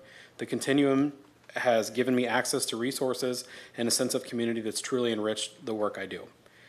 Thank you for giving me the chance to share this experience, and I look forward to continuing this partnership to help more people find stable housing. Thank you. Thank you. Appreciate you. Okay, so we have a list of follow-up questions, but I do want to just share one thing, Amy, and this is something for Corporation Council. You guys are here today speaking in front of us because we're a body of 10. So when we're out in the community and it's more than 3 people, it's called a violation of an Open Meetings Act, especially like you said, be more engaged, get more involved. So we cannot really do too much and speak all together and all 10 of us show up unless we have permission. So I'm going to ask Corporation Council to look into that because you're saying you would like us to attend some of the monthly meetings and do some engagement. But if it's more than 3 of us, I want to make sure we don't get in trouble. Sure, you don't necessarily have to do any engagement. Okay. It could be just as simple as Listening. joining our meeting and listening. Okay. Yeah, it's full of information, so I think that it'd be very beneficial, but I appreciate you reaching out on that. Thank Thanks. you. Okay, so we'll start first with, oh, and I'm sorry, one last thing. When we're done, could you all please stay just for one speaker to come up? I'm going to allow Kayla. We're going to go a little bit out of order. We're going to listen to my colleagues, and then we're going to have Kayla from the Sangamon Towers. She's here with some of our seniors today, and I would like them to speak while you all are sitting here because I know y'all not going to stay through the whole city council meeting. Point of order. Chair lady, Yes. chairwoman, excuse me. That's okay. If you would like to have them, we all can hold and listen to everyone first and If then ask our everybody is questions. fine with I don't that. have a problem with that. Okay, so we'll allow Kayla to come up. She's going to speak. We had 4 of our seniors also signed up to speak, but she will just be speaking for, 3, but you'll just be speaking for everyone because we're going out of order, okay? Well, to speak for everyone, that's going to be a while. Well, we got to keep it short a little bit. So, my name's Kayla Watson. I've been a home health care worker for 19 years. My dream job was a criminal defense lawyer, but Pop needed help, so been in the field for 19 years. I've been at the Sangamon Towers for over 10 years. So I stand before you today to shed some light on an issue that has plagued our elders for the past 6 years, an issue that continues to rob them of their peace, safety, security, and what should be their sanctuary. For years, Sangamon Towers was a place of safety and comfort, a place where seniors could enjoy their golden years of their lives, free from the turmoil that so many of us face in today's world. But that has changed drastically. Today, these residents are living in fear. Their homes, once a haven, has turned into battlegrounds invaded by unhoused individuals, many of them from the Washington Street Mission and St. John's Breadline areas, who have created chaos, danger, trauma for our seniors to live there. Let me be clear, this is not a story of inconvenience. This is a crisis. Over the past 6 years, these unhoused individuals not have only trespassed on the property, but they have engaged in violent and criminal behaviors. Our seniors, vulnerable and in the need of protection, have been stabbed, robbed, and terrorized. These unhoused individuals have gained unauthorized entry into their building, taking over their stairwells, hallways, storage units. They've been found sleeping under the security desk, in the lobby, in the hallways, the stairwells, even the entryways, and even the community room, places that should be sacred and safe. They have even busted out the windows in front and the back of the building to obtain entry to the building that is not theirs.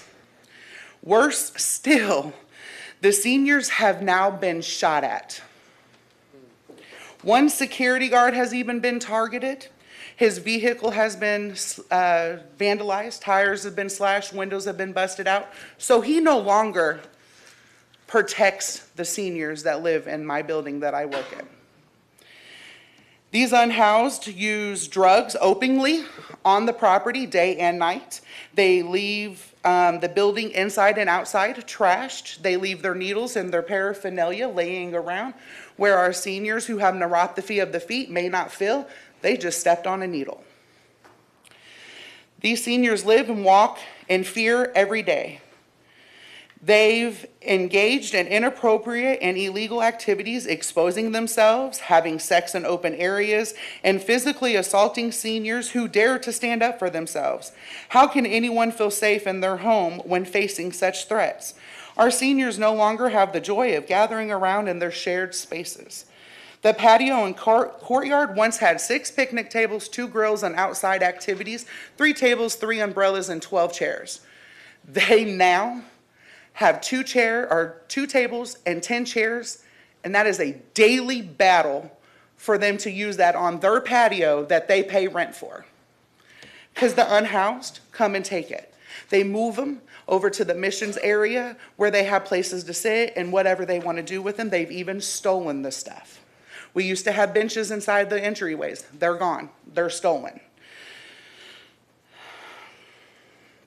They can't use their library. They can't use their snack room. They can't use their community room. They cannot use the lobby restrooms if the office is not opened. Because the unhoused had came in and destroyed everything, rubbed their feces on the walls, used the restroom on the floor, and leave their trash everywhere. So now my seniors who pay rent and have worked their whole lives have to live in a prison-like setting. The emotional and physical toll it has taken on the residents is unimaginable. They're no longer safe in their own homes. They live in constant fear, trapped in the walls that are supposed to protect them. Their mental well-being is at risk, and we cannot allow this to continue any longer. The unhoused individuals who gain unauthorized entry of the building have even walked in to some of my seniors' residents because their doors are unlocked, have assaulted them, robbed them, and just put the fear in them, beat them. That's have happened. I urge the authorities and the community leaders and our local organizations to step up. We need increased security. We need stricter enforcement of trespassing laws and support for both the unhoused individuals and the seniors who are suffering from this crisis. It is a complex issue, and it can no longer be ignored and wait. The Washington Street Mission and the St. John's Breadline need to control their guests, apply stricter policies for these unhoused individuals as well. After all, they're only near the Sangamon Towers because of the valuable resources that they offer to the unhoused. I've done some quick studies, real quick, just to put some numbers out there for you guys. For the Washington Street Mission, I was unable to get the breadlines for you. But the Washington Street Mission, from September 24th to 2023 to September 24th of 2024, has 284 police calls, 35 of them have been violent, guns, weapons, shootings.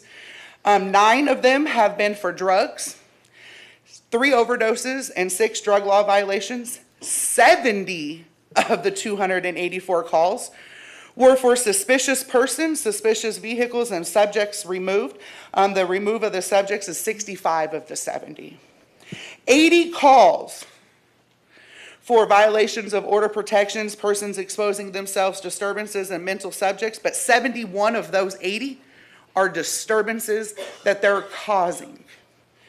26 of those phone calls have been for trespassing and criminal damage, theft, and items stolen, recovered.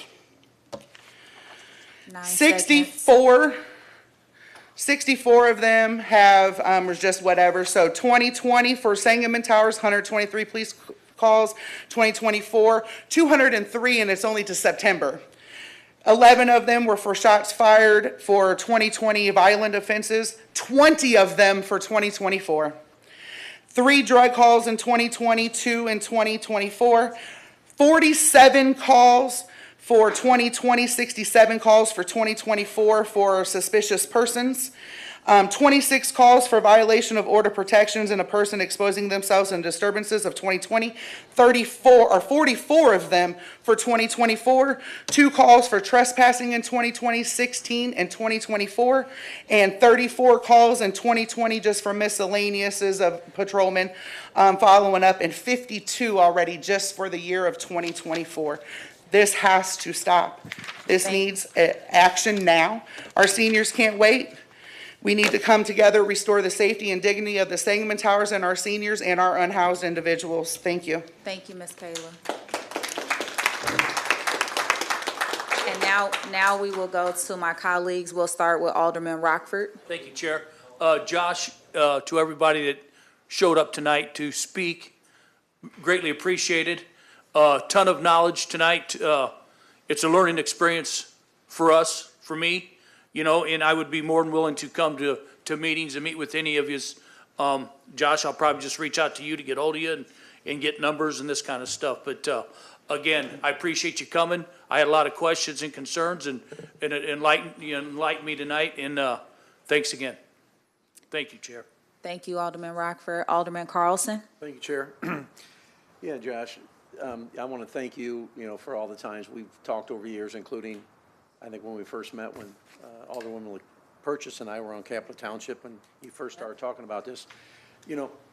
Coming in tonight's meeting, I think everybody here, you clarified a lot of things for me. I think I'm the one that asked a couple weeks.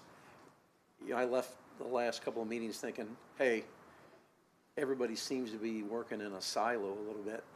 And that leads me into, are you sort of for lack of a better term, are you sort of the mothership of the whole thing and making sure that sort of all the dots are connected with the various groups that we heard from tonight and or some that weren't here?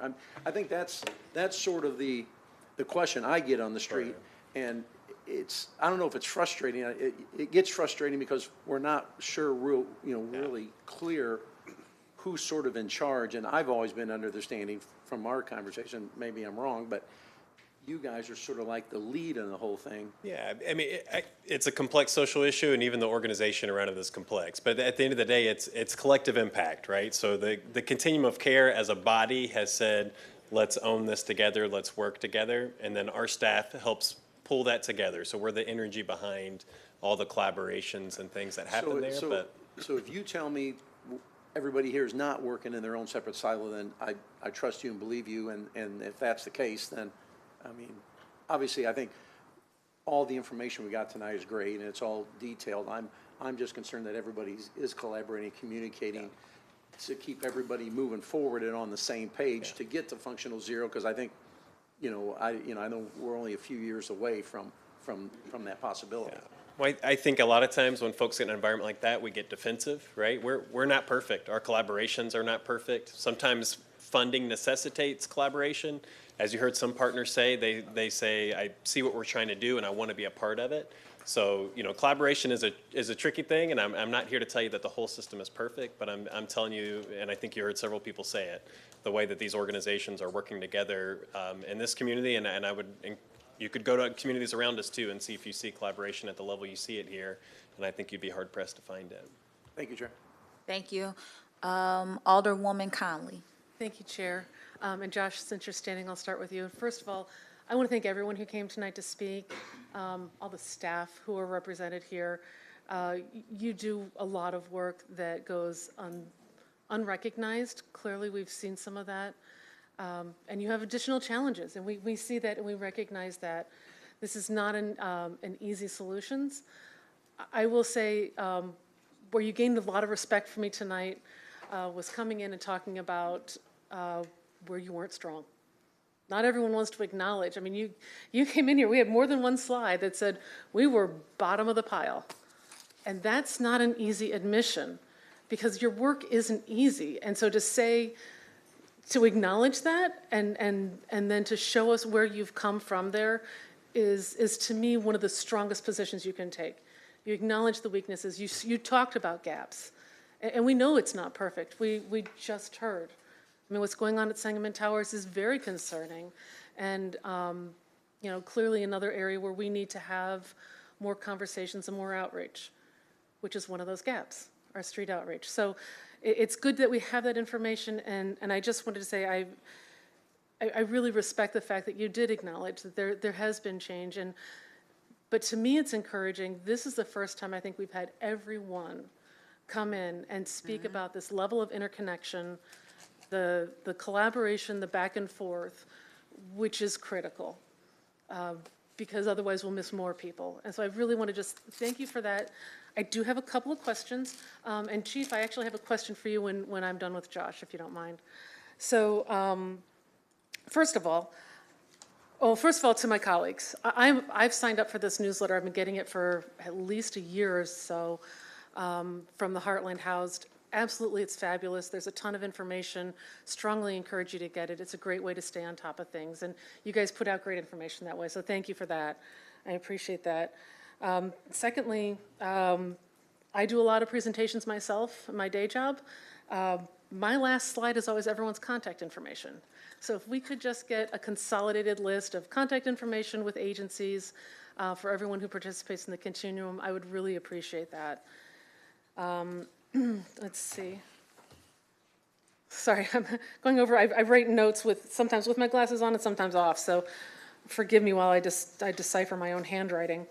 So one of the issues that's come up that I've heard that people have concerns about is the concept of the low barrier shelter. And so what exactly is that definition of low barrier, and how many low barrier shelters do we actually have in Springfield?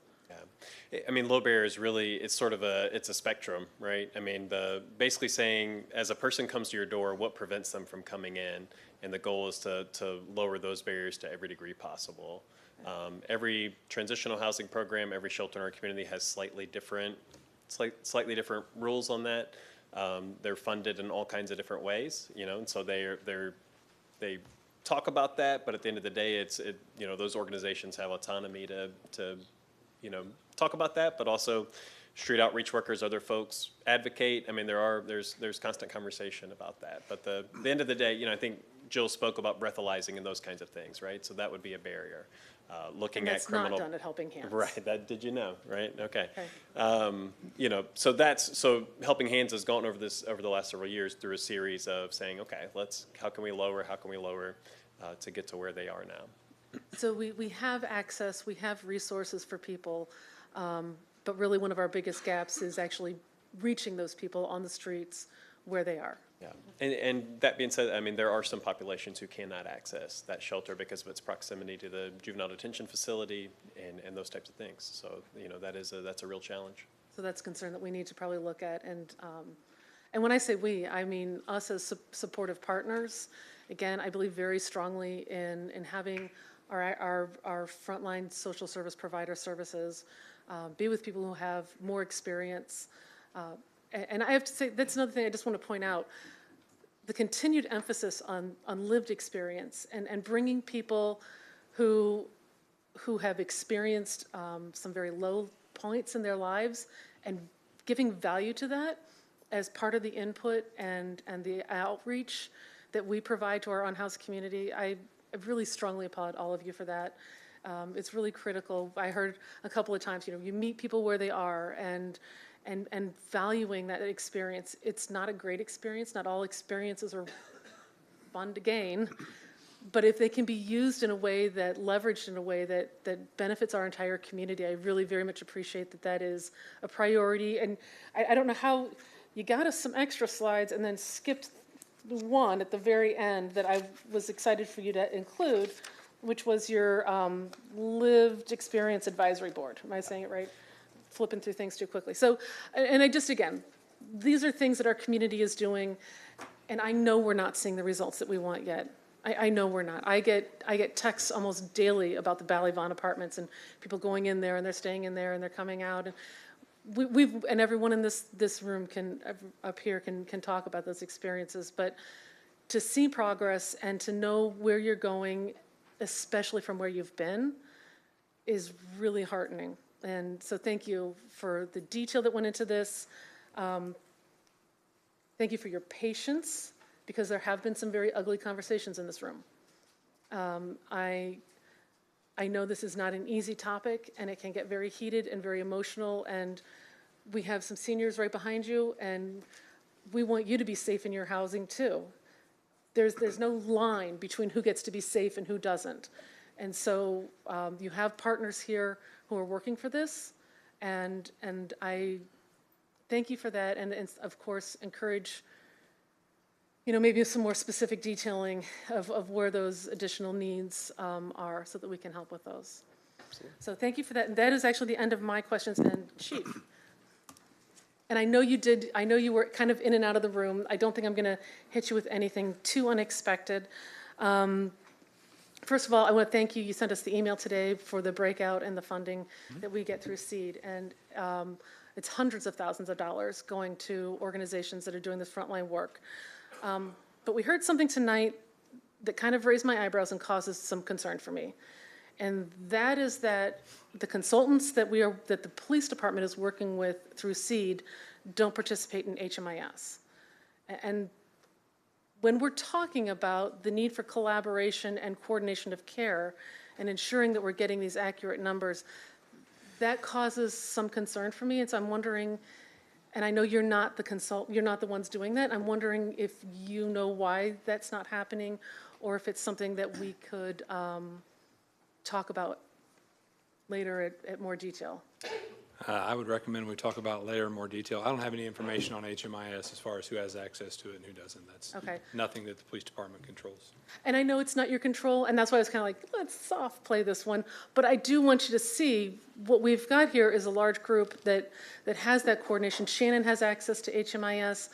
If we've got, and based off the budget numbers that I saw, an organization that's getting a fair amount of money to also be part of our solutions, I want to make sure that that information is being shared with every one of our continuum members, and that if HMIS is how we're coordinating that, we need to make sure that they're participating in it.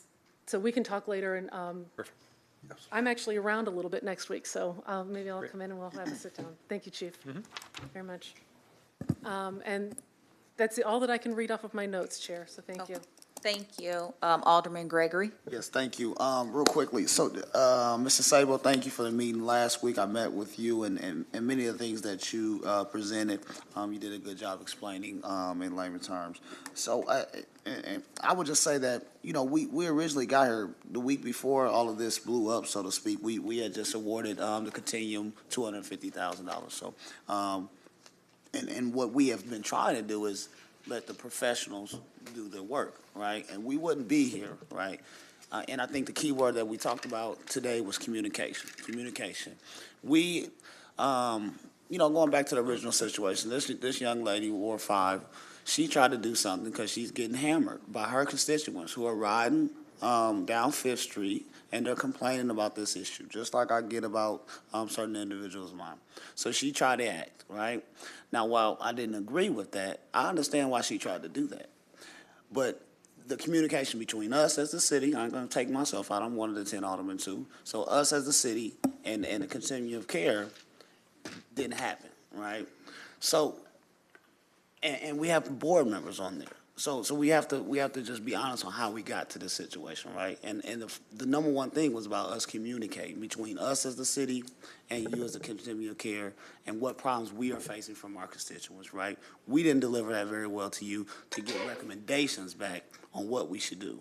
We've been here before on some things and some ordinance that we wanted to try. We caught some heat then, right? And we had to get with the ACLU and massage some language on a safety purpose of people panhandling in busy intersections. It has slowed down. We don't have that as much. Every once in a while, there's some people out there, and we'll address it as we can. So that's the biggest thing is just communication. We seen some other moves, gone, and the continuum of care didn't know about it, right? So we have to communicate better on that, and then I think less of this will happen. I will say that I'm happy to hear the jobs program. I think that's very, very important. I know, some individuals who would like to work. I'm definitely happy to hear that you don't have to have a degree to be an outreach worker and to give back to the community. That was sort of a blow to not only me, but many people I know that works hard in that field.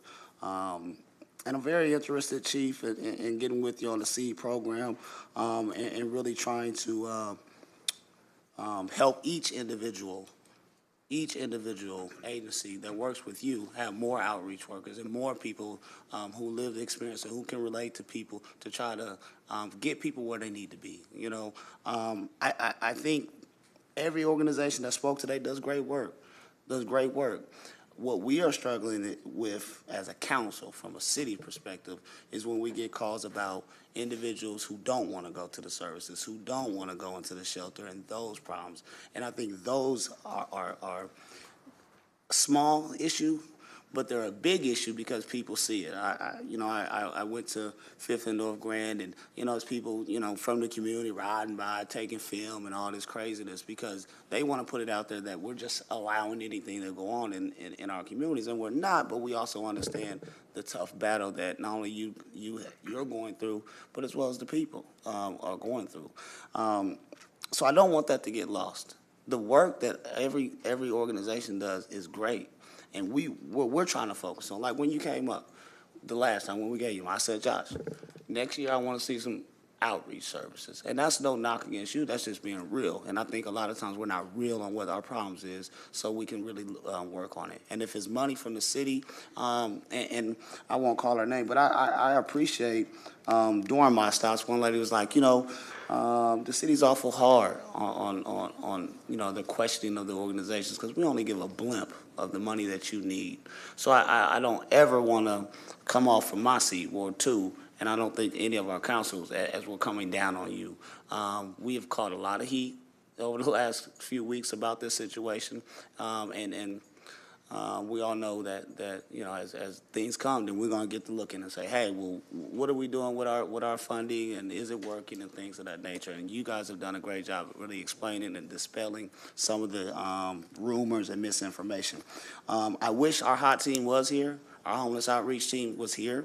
I know one of the things that they said that keeping our numbers up a little bit is from people getting in housing and getting put out. Now, that's no fault of your own. But we need to understand how much that occurs and how we can, work with that. Not from a city perspective, but, how can we put focus on that? And anything I can do to help, and I'm sure any of our colleagues, we'll do. I'll get out in the field with you. But those things are important. I don't want to get lost that a majority of it is our just like census, hard to count census. This is a hard problem. We got some people that just don't want to go to shelter for whatever reason, and I think substance abuse. And I know some of our organizations got some of that, but I think we need more of that for those who do. For those who do, not everyone does. So I thank you for educating us on that. Other than that, I'll continue my conversations out in the community with you all, and I thank you for your work. Thank you. Thank you. Alderman Hanauer. Thank you, Chair. I've been an alderman for 9 years now, and we've had a lot of presentations. I learned more in an hour and a half, well, 2 hours now, at this than I've learned in any of the other presentations that have come forward, and I appreciate it. I was kind of hard on you last week, and I will say this. I apologize, Josh. You know, you came through here and you know, you taught me some things. As a matter of fact, I'd like to sit down with you next week sometime. I'd like to get with you right after this, and we'll get a time and like come and sit down. And because I've got a bunch of questions. You know, some of the concerns that have been brought up is that sometimes we take people to housing and the housing isn't fit to live in. And, you know, what are we doing about that? I appreciate the people that came in that do the street outreach. That's number one in my book. We got to have that. And I just have a question. Do you guys have a meeting with the other groups that have street outreach and our hot team, you know, once a week or once a month or something where you guys can, what I'm afraid of is you guys are all touching the same people and there's people on the outskirts that aren't being seen or being touched. Is that something that can be done, Jai? And you can. I could do 1 minute because I know you have more.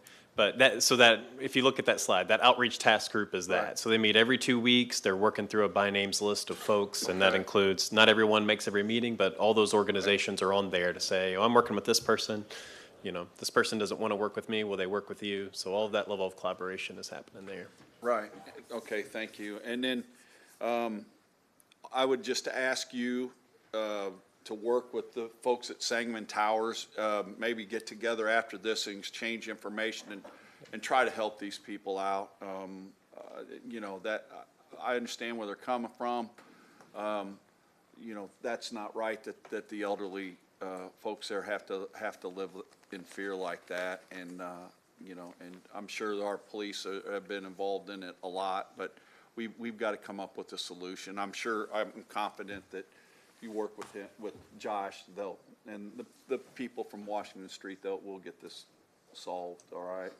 And the rest of my questions, I want to meet with you next week, and we'll sit down. Love to. Thank you. Thank you. Alderman Williams. Yes, thank you, Madam Chair. And thank you, Continuum of Care and Heartland for I've learned a lot tonight. I've heard a lot of good stuff. But I'm the alderman that said the Continuum has failed Springfield. I still do think you failed in outreach and some of the other areas dealing with low barrier individuals, sexual offenders, and people like that, because I've heard a lot of good stories, a lot of good work, but yet we still have campers. But yet we still have old guys sleeping inappropriately in front of closed down storefronts. But yet we got all these agencies, all this money, all these numbers, and this is what I'm going to hear. Sangamon Towers, I got high rises. They're the same way, the same thing. That's not to say you guys haven't done a good job, but I got to share with you what I'm getting calls about. My Dirksen Parkway ain't the same Dirksen Parkway no more. Helping Hands, yeah, I know about the little hires and the people that got a few jobs and the relationship got a little better, but I can start at Big Lots and go all the way down to Clear Lake. They not happy. The businesses are not happy. Signs on the door of customers only, this, that. So now they're doing all this outside. Not saying it's even Helping Hands.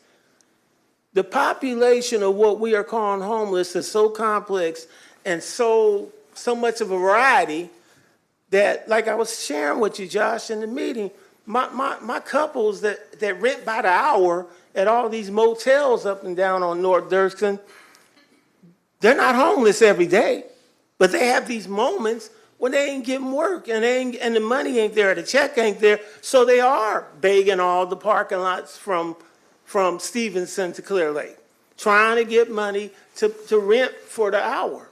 You know, so there's a lot of different types of homelessness that exists that I'm not sure yet if the Continuum even is tapping in, because all these situations still exist. The calls are still going to come in about, so if all those agencies exist, all these good programs exist, and everybody mentioned outreach pretty much, but the low barrier problem is still there. If you're sex offenses, those guys, they're out there. They're desperate. They need help. And they're harassing ordinary citizens. They're doing things inappropriate in the community. Doesn't mean you guys ain't doing a good job, but it's still a problem, probably not just for Springfield, but because of law. You know, I get tired of beating up on the police about, you know, different things about that, because I'm trying to understand both sides of the coin. But I'm not going to sit here and say because you guys came, gave a beautiful presentation, showed the good work. I learned so much from the meeting, and I definitely learned a whole lot tonight. But we're not there. We're going to walk out the door, and I'm going to drive home and see those guys still where they at, whether it's rain, whatever's going on. Why?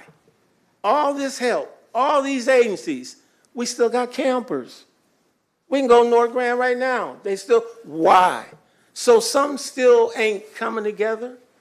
I applaud that somebody said it earlier, I think maybe the other woman, at least we are now communicating and starting to talk about it. Instead of talking at each other, there's a whole nother group. They busy tonight. They're over there beating up on Sangamon County Board. But that group needs to hear this. They need to be in here. So we can, again, communicate and start getting rid of some of those myths that you talked about, some of those misstatements that are out there in the public when they come and beat us up about that we know pretty much ain't accurate. So I thank everybody for coming. I thank you for your work. But it ain't as pretty as we can make it just because our individual program numbers may have gotten better. We may have improved since 2019. I don't know what's happening in the United States, but everywhere the numbers are going up, and we're getting more and more and more. And I'm meeting all these guys from all these different places wondering, how the heck do you get to Springfield, Illinois, homeless, and you need all these services? So bear with me. Correct me when you hear me make those statements, Josh. I know I didn't make you happy, but that's that frustration that came out from my constituents that I was passing on, because they're still going to see those things and say, so what, Alderman? You had good presentations tonight, good information, but here's our reality. Thank you. Thank you, Madam Chair. Do you want to respond, Josh? If I could, please. Okay. Again, and that is part of what we did try to tell you. The system is not perfect, right? And you all, you know, I know the things that you were hearing from your constituents, and then some of the things I don't know. And so what I would say is that you all have access to us. You have access to the Continuum of Care Board if there's concerns in your wards that you're not sure are being addressed or seen. You have access to the Strategy Board if you want to talk to that group about, you know, how are we doing strategically on outreach? Are we really growing those resources so that when this happens, somebody can respond? So that is the invitation I would give you. As these issues pop up, you don't just have to throw them up here. You know, call us. You know, we'll get you on the meeting. You can share the concern. You know, all the folks can help to see what kind of response. And you know, I would say one of the areas where we absolutely need to improve is, you know, is that gaps analysis, right? We should be able to tell you, like, hey, we don't, you know, Roy, we told you there's over $2 million financial gap to house the folks that you're talking about, right? Sure. You know, so beyond that, though, what are the other gaps, and you know, how are we trying to fill those gaps? Where are we pursuing funding? Our intention's not to come to the city every time we need funding. There's grants. There's all these things that we're trying to go after, and we need to make sure, you know, those communications need to happen so you know we're seeing the gaps and we're doing what we can. And then if you say, hey, I want to introduce a $2 million ordinance for this work, we would welcome that and help you do that. But so, yeah. Thank you, Josh. Alderman Redpath. Josh, I got to say, you know, I've sat on this city council for 30 years. I can tell you that I've seen the low times that we had, and I've seen how it's built up over the years. When we had the tent city some years back, it was very tragic for everybody. I think it opened the eyes that we had to do something. The Continuum jumped in gear with all these folks to help get that thing rolling. We're on the right track, but I hear from my constituents, from my fellow aldermen about problems that are coming up, Alderman Gregory, about the 5th and North Grand situation. We don't want those folks to suffer out there. We really don't. I mean, no matter how many times they come in and try to beat up on us, it doesn't bother me. I can't be intimidated.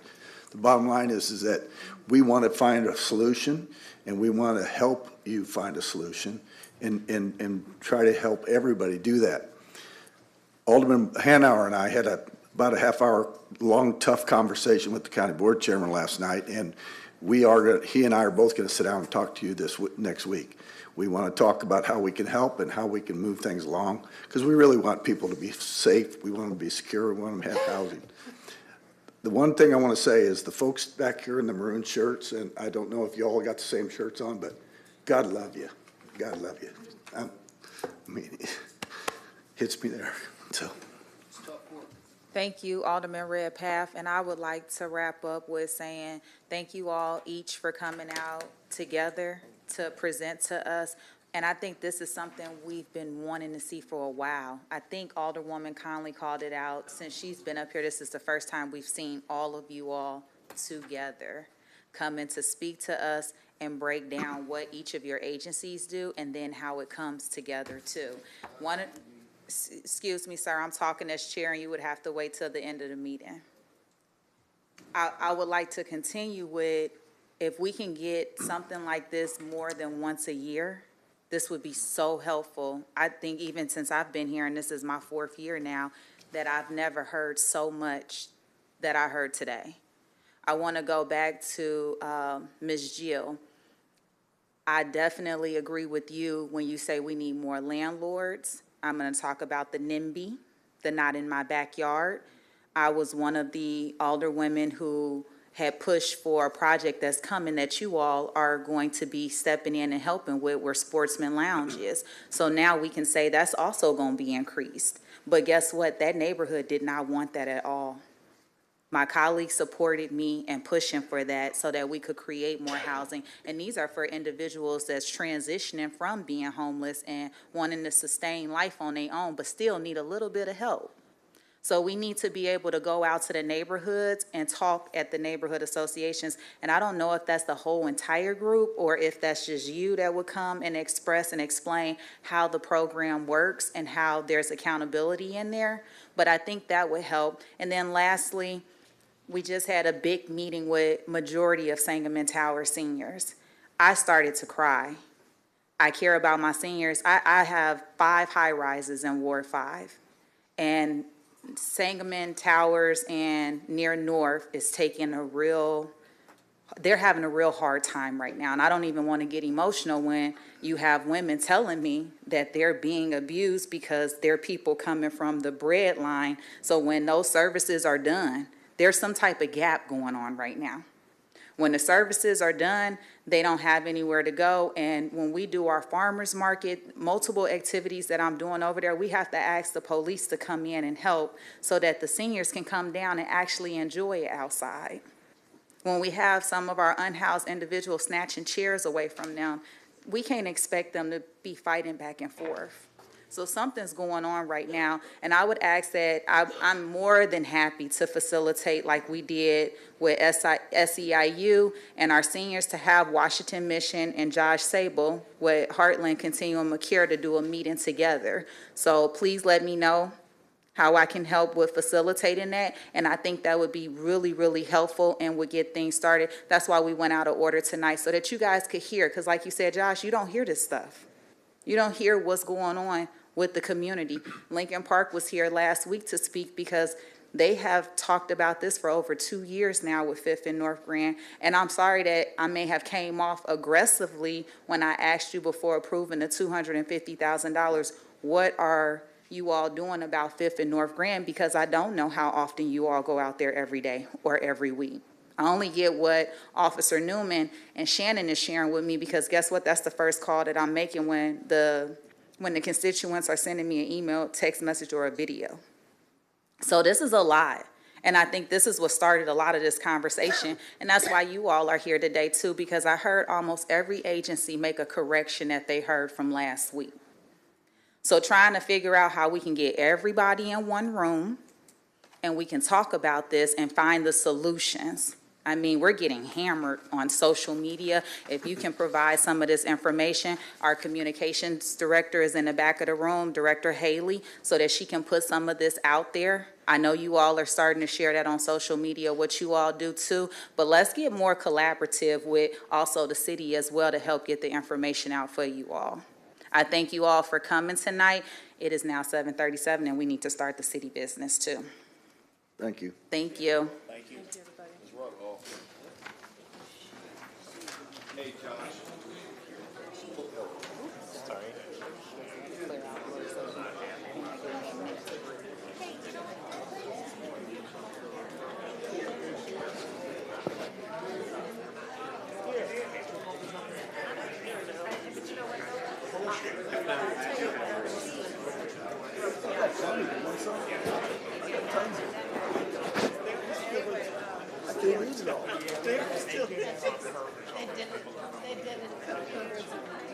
Here goes Larry.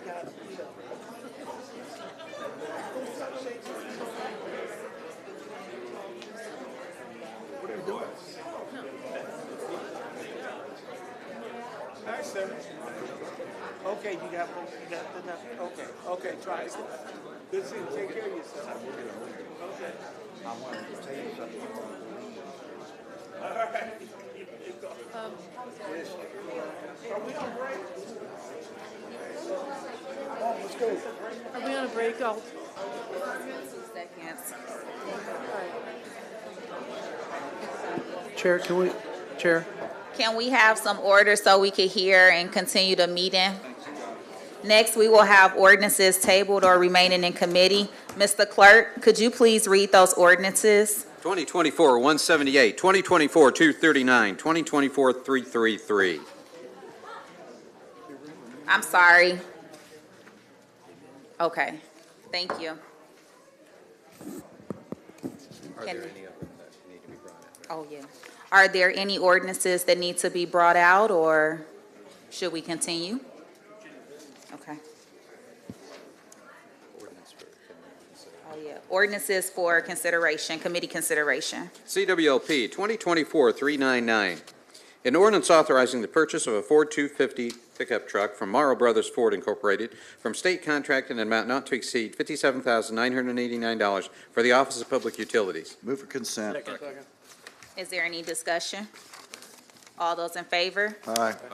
All those opposed? The ayes have it. 2024-400, an ordinance approving a professional services agreement with Esperitech Incorporated in an amount not to exceed $150,000 to provide protective maintenance, machinery maintenance services for the Electric Division Generation Department for a 2-year term for the Office of Public Move for Utilities. consent. Second. We have a motion and a second. Any discussion? All those in favor? Aye. All those opposed? The ayes have it. 2024-401, an ordinance authorizing the purchase of inventory items for Unit 4 pulverizers from Wood Group USA Incorporated in an amount not to exceed $195,966 for the Office of Public Move for Utilities. consent. Second. We have a motion and a second. Any discussion? All those in favor? All those opposed? The ayes have it. Public Works, 2024-402, an ordinance approving the plan for a large-scale development of project capital for the Office of Public Works. Move for consent. second. We have a motion and a second. Any discussion? All those in favor? Aye. All those opposed? The ayes have it. 2024-403, an ordinance regarding the variance request of Section 153.157L pertaining to restriction of access to an arterial street for project capital for the Office of Public Works. Move consent. Second. Have a motion and a second. Any discussion? All those in favor? Aye. All those opposed? The ayes have it. 424-404, an ordinance authorizing execution of an annexation agreement with Nancy Jo Hutman for a tract of land with no assigned address located at parcel index number 14-16.0-256-031 and 14-16.0-256-032 and 14-16.0-256-033 for the Office of Public Works. Move to debate. Second. Any discussion?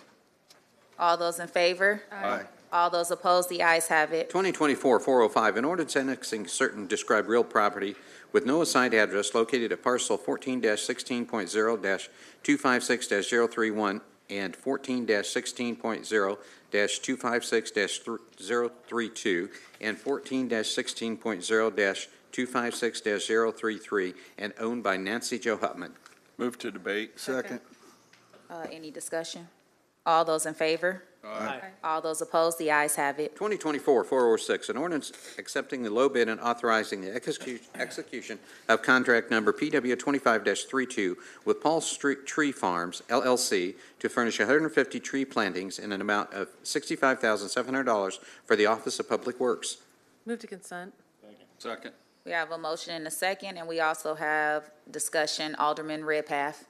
Director, if you could, on both these next two ordinances, can you tell us what's the distribution of these trees? Are these gumball trees? You were putting gumball trees in your ward, Larry. Exclusively. All in Ward 4. Over my dead body. Alderman, these two contracts, the first one is for 150 trees to be planted throughout the city at locations that are being identified now. The second ordinance is for 150 trees under the U.S. Forestry grant that we got that is primarily in the northeast quadrant. Okay, is it replacing, when we're taking down the dead trees or gumball trees, are you replacing those, or? It's a variety. We've got a lot of stretches of right-of-way where we don't really have any trees right now. And we've been making contact with the neighborhood folks to see, would you like to have a tree where there is no tree, or a tree has come down, would you like to see that? Somebody butchered about 60 trees out the lake. They went in with the chainsaw and cut them down. And around the zoo and a couple of houses out there, the police is looking to try to find who did it. But is that something that they could be used for? That would be lake services, so I think. Good move. All right, stay up here, because I got another question for you later. Okay, you done, Alderman Redpath? Yes. Okay, Alderman Carlson. Thank you, Chair. Director, you said where the trees are being planted, it's being identified right now. What's the criteria? Basically, if there's space for it, if there's no trees, or we're replacing a tree that's come down in the last couple of years. I mean, are we utilizing the zone managers? Can we put a We're request asking in? everybody. Can we put a request in, or Yeah. how's that? Yeah, we're working with the zone managers, the homeowners associations, the neighborhood groups, and basically we're trying to identify areas that don't have a lot of trees. But if somebody is interested in tree, we'd certainly entertain that. But we got to plant 150, and that's actually a lot of trees.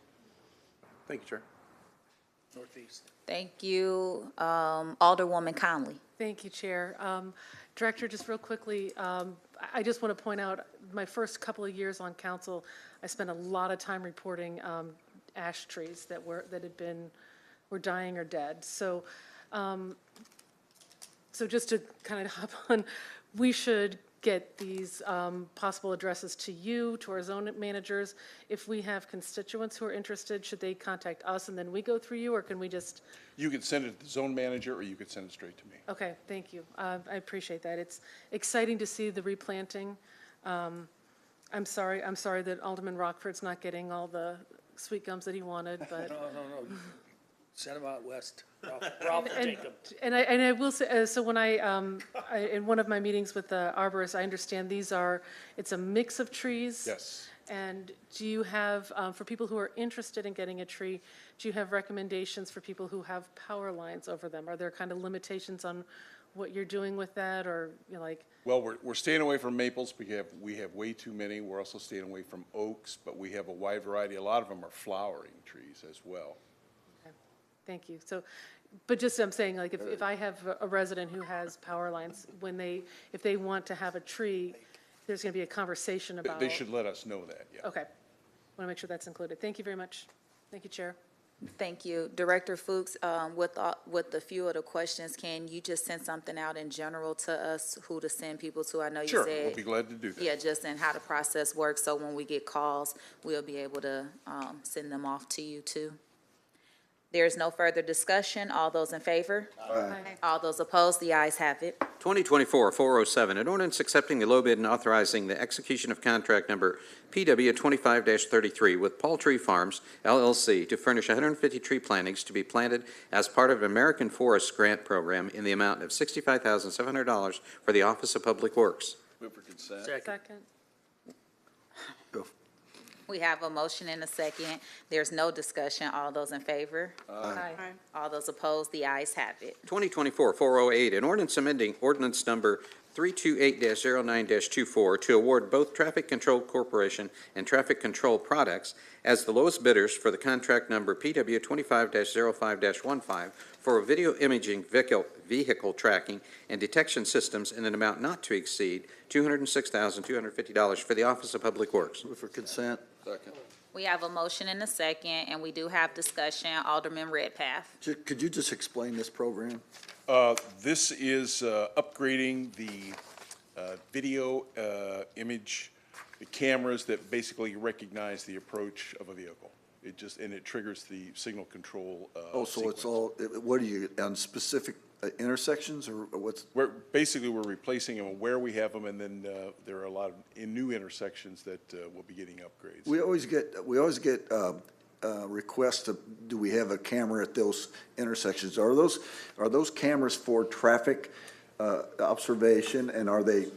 They do not capture an image. All they do is identify that there is a vehicle at the appropriate spot, and then it triggers the signal. So it's not like our license plate readers? No. All right. It does not capture the image. Thank you. Thank you. Alderwoman Conley. Thank you, and I just wanted to clarify also, this is not a red light camera system. No, ma'am. We don't have authority for that in No, ma'am. Springfield. Thank you very much. And this is basically a correction of the ordinance that was originally introduced. It only included Traffic Control Corporation. There are two companies we're making these purchases from, and it adds Traffic Control Products. They're actually two different companies. You good? Thank you, yes, thank you. Thank you, Director Fuchs. And, oh, I'm sorry, one more, Alderman Carlson, Thank you, sorry. Chair. Is this where we bring up the dreaded word light synchronization? Does this have anything to do with that or not? Are we looking at that, or? No. Is it a foot into the door? Quick answer, no, this doesn't have anything to do with that. Synchronization is something that comes up quite often. In our traffic signal modernization program, ultimately, there will be a capability of being able to do that. So this helps maybe down that path Oh, sure, a little bit? it would be a part of that system, but. All right. Thank you. Thank you. There's no further discussion. All those in favor? Aye. All those opposed? The ayes have it. 2024-409, an ordinance authorizing execution of a preliminary engineering services agreement with Luxmuller Group Incorporated for preliminary design and engineering services, PE-II, for the Isles Avenue widening from West White Oaks Drive to Veterans Parkway, Project MFT number 24-00500-00-WR in an amount not to exceed $571,764 for the Office of Public Utilities. For consent. Second. We have a motion and a second, and we do have discussion. Alderwoman Notriano. Thank you, Chair. So maybe we already addressed this, but I thought we were also going to see a engineering agreement for West White Oaks and Headley. We're working on that, yes. ma'am. Oh, okay. That's a whole nother project. Because to me, that one's like really pressing. They're both bad. But yeah. So we'll see that in like the next few months or what have you? Yes. Okay, wonderful, thank you. Thank you. There is no further discussion. All those in favor? Aye. All those opposed? The ayes have it. 424-410, a resolution notifying the State of Illinois Department of Transportation that motor fuel tax funds in the amount of $571,764 may be used for preliminary design engineering services for Isles Avenue widening from West White Oaks Drive to Veterans Parkway, Project MFT Section 24-00500-00WR for the Office of Public Works. Move for consent. Second. We have a motion and a second. No discussion. All those in favor? Aye. All those opposed? The ayes have, I'm sorry, Alderman Williams.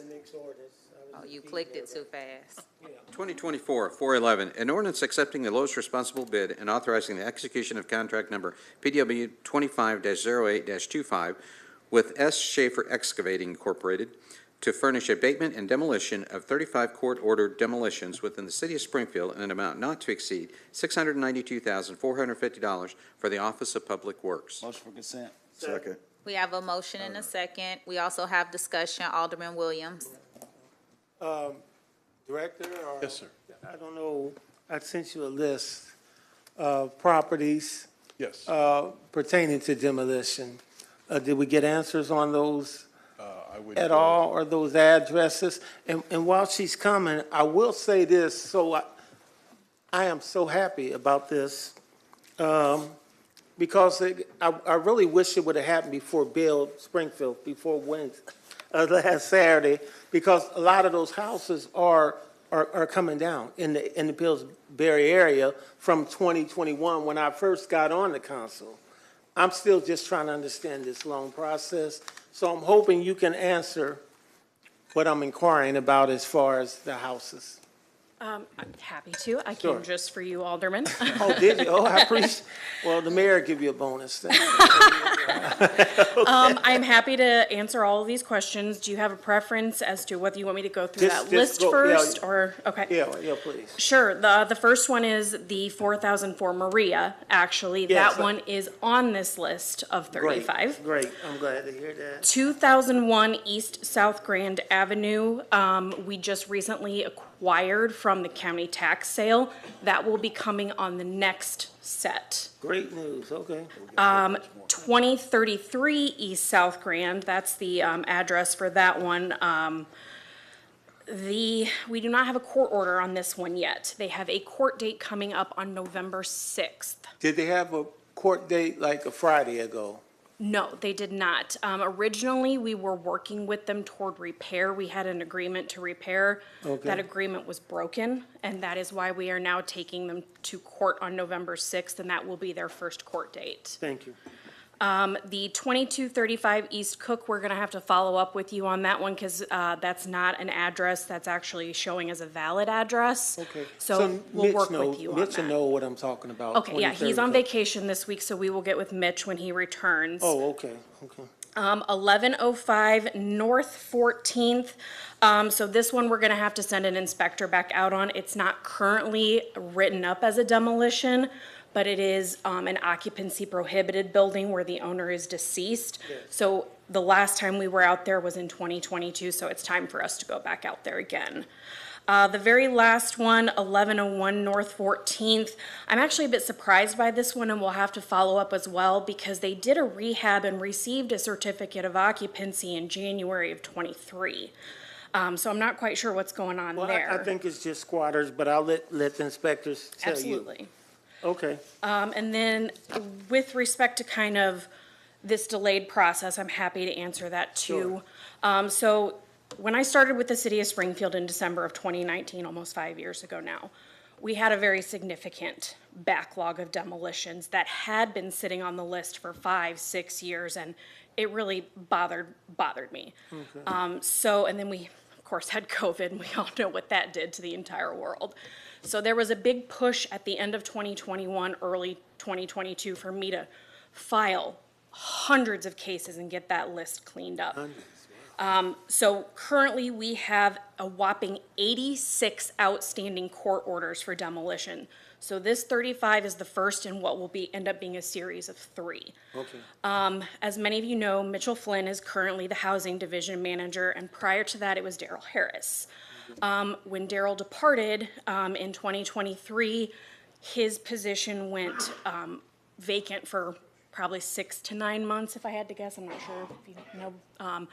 And then when Mitch came in, you know, he wasn't necessarily familiar with the process and everything that went into from court order to physically tearing down these buildings. So it was a learning process for him. You know, he had to go through and figure out which ones did we have court orders on, which did we not, which ones the utilities were disconnected, what ones still needed utilities get disconnected, and so on and so forth.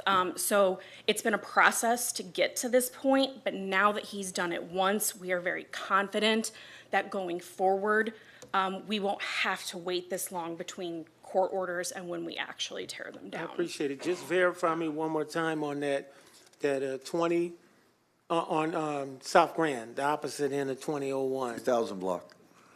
The 2001 or the 2033? 2033, is that the official address? Because CWOP and the departments have different addresses. Sure. The 2033 is the one that's recognized by the Sangamon County Tax Assessor's Okay, Office. okay. Thank you. Absolutely. Thank you. Okay. Madam Chair. real quick. I'm about to call on you, Alderman Hanauer. How many demos have we done this year? Because I remember when we first started, I think we were lucky to get like 15. She's knocking them out. I mean, seriously, we were lucky to get 15 a year, 20 a year. So far this year, I've gotten several court orders, but as far as the city having physically torn them down, we have not done that many. I don't have that exact number with me, but I probably only want to say maybe a half a dozen, and those were more of the emergency Right. type ones that our Right. crews did in-house. Because obviously, my big concern is that's these vacant houses, it's getting cold. We'll get squatters in there, they start a fire, and then we end up with a firefighter getting hurt battling the fire, and that's not something we ever want to see, so, thank you. Thank you. There's no further discussion. All those in favor? Aye. All those opposed? The ayes have it. Thanks, Dave. General City Business, 2024-412, an ordinance authorizing payment in the amount of $36,477.63 to Andrew Sandhouse, a current City of Springfield firefighter, for settlement of workman's compensation claim for case number 23-WC-012581. Move for consent. Second.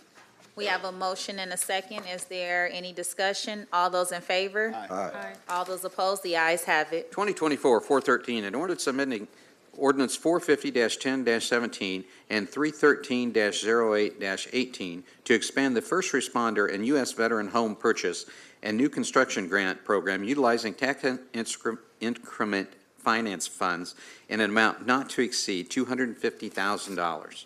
Motion for consent. Second. Ooh, thank you. All those in favor? Aye.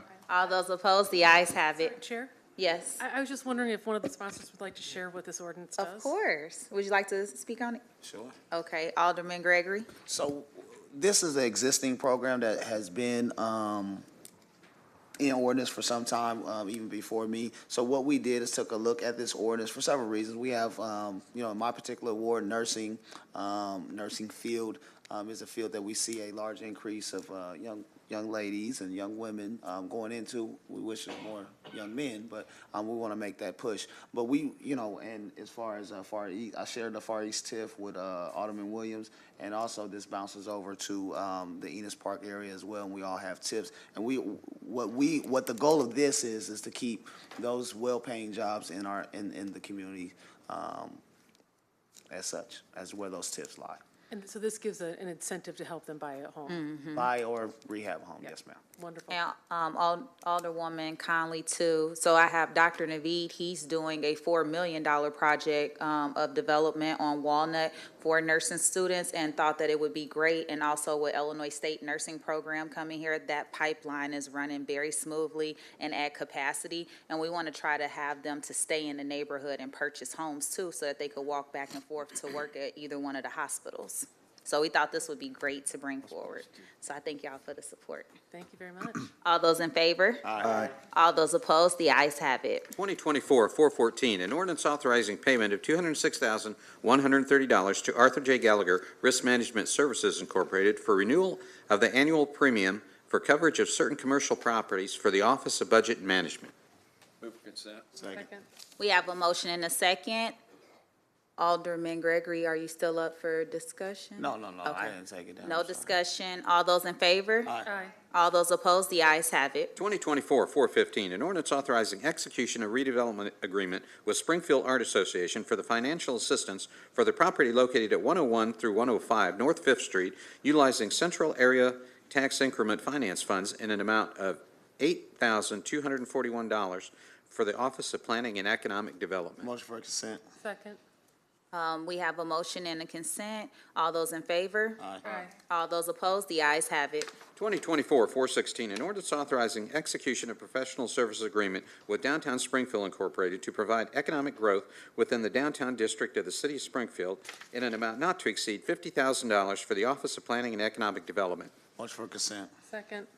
We have a motion and a second. There's no discussion. All those in favor? Aye. All those opposed, the ayes have it. 2024-417, an ordinance authorizing a supplemental appropriation in the amount of $159,246 from the Capital Equipment Fund Bond revenue for the purchase of 3 interceptors from Dana Safety Supply Incorporated for the Springfield Fire Department. Motion to adopt amendment number 1. Second. We have a, do we read the amendment? Corporation Counsel. Yeah, so really quickly, the ordinance, the original ordinance also contained a supplemental appropriation. However, this and purchase and the next purchase that we're going to discuss were budgeted by fire in their original budget that was approved, so there's no supplemental appropriation needed. So this ordinance removes that appropriation. Okay, so we have a motion and a second. All those in favor? Aye. All those opposed? The ayes have it. Motion to Consent. consent as adopted, as amended. Second. We have a motion and a second. Any discussion? No discussion? All those in favor? Aye. All those opposed? The ayes have it. 2024-418, an ordinance authorizing a supplemental appropriation in the amount of $1,017,961 from the Capital Equipment Fund Bond revenue for the purchase of Pierce Enforcer pumper from McQueen Equipment LLC for the Springfield Fire Department. Move for amendment to adopt amendment number 1. Second. We have a Corporation Counsel. Same, the amendment serves the same function. It removes the supplemental appropriation. Okay, so we have a motion and a second. All those in favor? Aye. All those opposed? The ayes have it. Motion for consent as amended. Second. We have a motion and a second, and we have discussion. Alderman Gregory. I just wanted to ask, these are on consent, I'm fine with that. Do we know how much more equipment purchases that we have going on? I know we're doing a good job getting new trucks and things of that nature. We should be about there. What was your question, Alderman? So how many more replacements and things of whether it's fire trucks that we drive in or? Sure. So the problem, like we bought that large purchase a couple of years ago, that only really brought half our fleet up to standards. So this is kind of starting to have a maintenance plan for our entire fleet, where if we just kind of buy one every year, we can stay ahead of the expiration dates, basically. Okay. So this is, why we're doing that. What we have to remember, and if you think back to budget time, we actually asked for 3. And really, that's because there's still a 4-year waiting period on these. So just because we're buying this today, we're not getting this for 4 years. Okay. And so, maybe come budget time again, you might see us ask for a few too many that, it might look like we're asking for too many of them, but it's because that's really 4 years worth of purchases. Okay. So that's. Just wanted to understand, and No problem. I appreciate you. You know when my fire station on 11th Street open? Why I got you up here? Very soon. Very soon? Come, let me know when you want a tour. All right, we'll talk soon. Okay, there's no sorry, Alderman Williams. So do they build as they order them? Yes. Well, they build them eventually once you order them. They still, So they don't start on them until somebody orders one? Correct. There are some stock units that they'll build, but you pay a lot more for a stock unit, believe it or not, than you do for a custom. Okay, and then there's a waiting list, is what he's saying. Correct. Thank you, Correct. thank Yep. you, Chief. And they can fit underneath the railroad passes, right? Yes, they can. Okay, so there's no further discussion. All those in favor? Aye. All those opposed? The ayes have it. 2024-419, an ordinance authorizing a supplemental appropriation in the amount of $150,000 from unbudgeted, unappropriated state asset forfeiture fund balance for the Springfield Police Department. Move for consent. Second. We have a motion and a second and no discussion. All those in favor? Aye. All those opposed? The ayes have it. 2024-420, an ordinance authorizing a 1-year renewal of contract RFQ MA 24-18 with Basham Government Solutions, LLC, for professionals lobbying services for the amount not to exceed $75,000 for the office of the mayor. Move for consent. Second. We have a motion and a second. Clerk, I will be present as well. All those in favor? Aye. Noted. All those opposed? The ayes have it. that concludes our meeting. Unfinished business now. Yes. Oh, yeah, I'm sorry. Look, I'm so happy. Yeah. Is there any unfinished business? Is there any new business? Citizens' request to address committee. Tamika Seymour.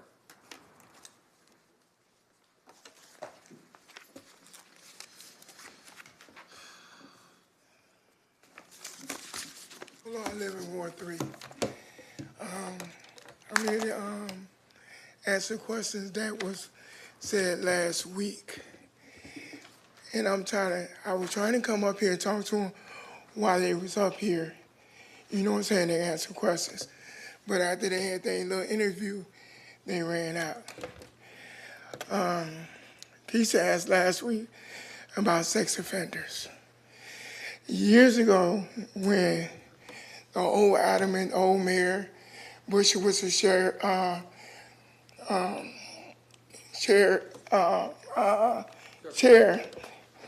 then me and Doug, Susan Phillip, Juan, we all talked about where the sex offenders are gonna go. And we was at the table with Helping Hands. Helping Hands stayed out of their mouth. We is not quilt to sit up there and have sex offenders in Helping Hands. And we were like, why not? We'll lose our state funding and our federal funding. And also, we don't have people trained to deal with sex offenders. You know what I'm saying? I wanted to answer that question while they was here, but you see all of them ran out. That means coward.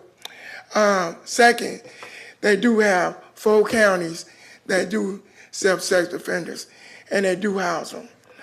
Peoria, Rescue Mission. Champaign just opened one up 3 years ago. East St. Louis had one, opened up a while ago. Chicago got one on East Side. They got shelters that will take sex offenders, and they house the ones in Chicago very quickly. Second, I think Ward 6, Jennifer or Bradley asked about the storage unit at the Helping Hands. You only allow 2 boxes on your bed. They said they are not equipped to hold their furniture. We also had a meeting. We asked them why can't they get them little carry box and have them put their stuff in there that they don't have to lose it. Or take one of the empties buildings downtown to convert it into where they can have their stuff stored, take showers during the day, come in there and wash their own stuff for free. They said, here come landfill. We don't have the funding for that. You know what I'm saying? What they always come up here and do, they tell y'all the good points of what they're doing in the community, but they're not telling you behind the scene, the bad part of the community. Now, you talk about Cooley comes up here and talk about she helps the trans. Oh, man, I used to go to that program. I got kicked out of it because I was a trans. They said I was not.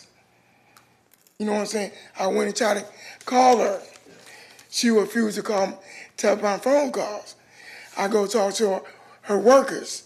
We not here to serve you when I need help. I'm a trans. I can't get no assistance from Cooley office. Only assistance I get through these programs that say, I can go talk to Penny. Penny give me what I need. I can go talk to the city. They give me what I need. I'm struggling right now. And Helping Hands talking about, are we helping the people keep their house? They're not helping me. They're not giving me that assistance. They're not giving me that authority. And I used to be homeless. I'm on the team of the care team at my church. I'm supposed to be over there, be feeding them. Here comes Jill say, we feed them. They told my church I'm not allowed to come over there and feed them. Helping Hands said that. That's why I backed up. I said, whenever my church say, we need Tamika, Tamika coming with us. Then when they talk about, we want to hire a year after you be homeless, you can get a job here. I applied for a job at Hand. They denied me. That's a hypocrite. When I'm out here doing the same work for free, advocating to help the homeless, I get turned down. You got 5 seconds. You know what I'm saying? That blueprint that they're working right now on Helping Hands, that blueprint came from me. One stole it, gave it to Helping Hands. The mayor gave it to Helping Hands. Tamika, your 5 minutes. Okay, I got one last thing. Tamika, your 5 minutes are up. But I'm just saying, I want them to be at the table next time. I want them to be in the room next time. Thank you. We can ask these questions and make them answer it. Thank you. Robert Frazier.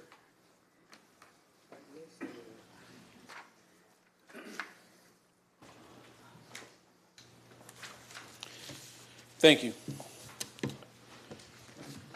I struggle a lot with putting together messages that I want to talk about. Obviously, you all know about the CSA program.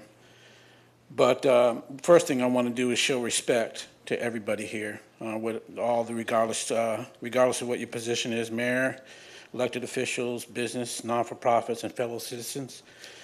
Emphasize that there's no personal attack on anybody. But we have a problem here. And our problem surrounds poverty. So I did a little research about the people that are on the horseshoe, and most everybody is either retired from the state, federal, or city, good paying jobs. I don't think you guys have any idea what poverty is. Who? I said most. I didn't say everybody. I didn't want to point out those that do, because there's a few. So what I would like to see is some attention paid to that. You know, these emergency ordinances that go out to identify what real poverty that we do have going on in this city, because it's not going to go away. It's not going to just poof, disappear. I guarantee you that if we requested for those that are living in impoverished situations, that live in poverty every day, to come up to this council and be in this room, we would fill up this building and we would be around the corner and fill the streets. It's sad that we're not addressing these issues that are happening every day. So I hear the word sustainable. I listened to these people talk today about what's going on and what they're doing, and one thing I didn't like was the fact that you called out Washington Street Mission, but you failed to talk to the person that runs it.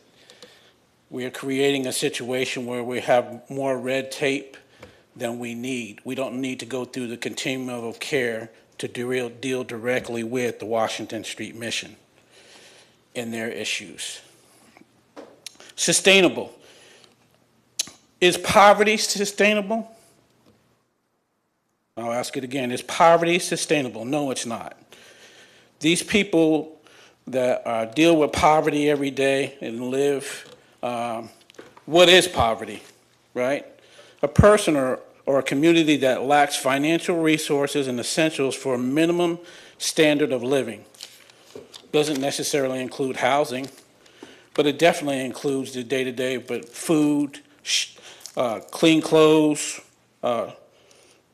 health.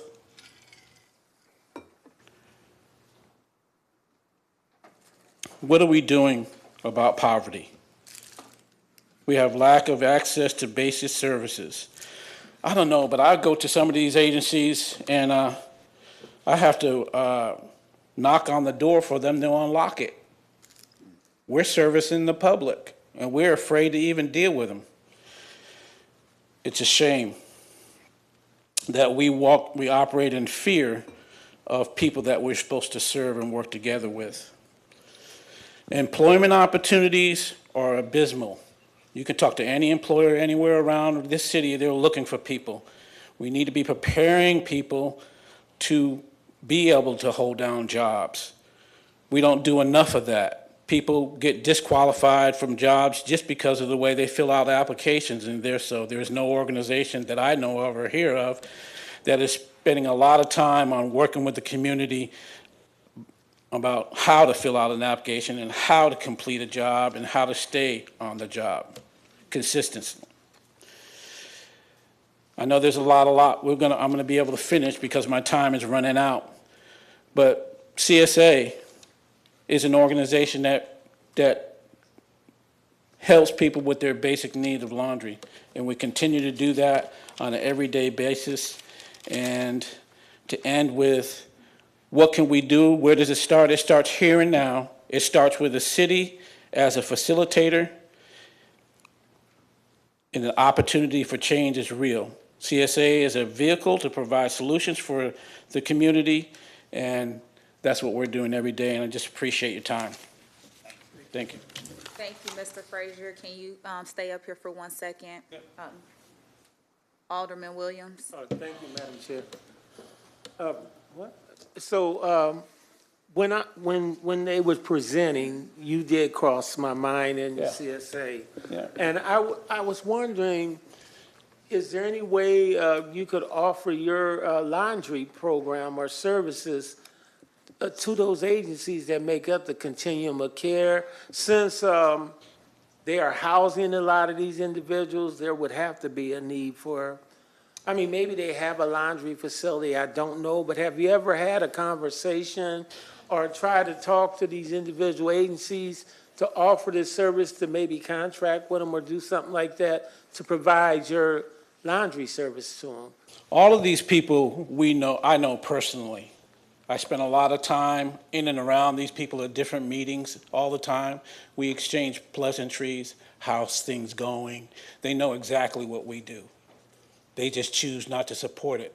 But every one of those agencies we would support. We document. Every time somebody comes in the facility, it's not something that's free to just walk in the door. They have to come up to the counter and say, I want to participate in the CSA program. Every one of those agencies we support, and we do that right now. So, but they don't support us monetarily.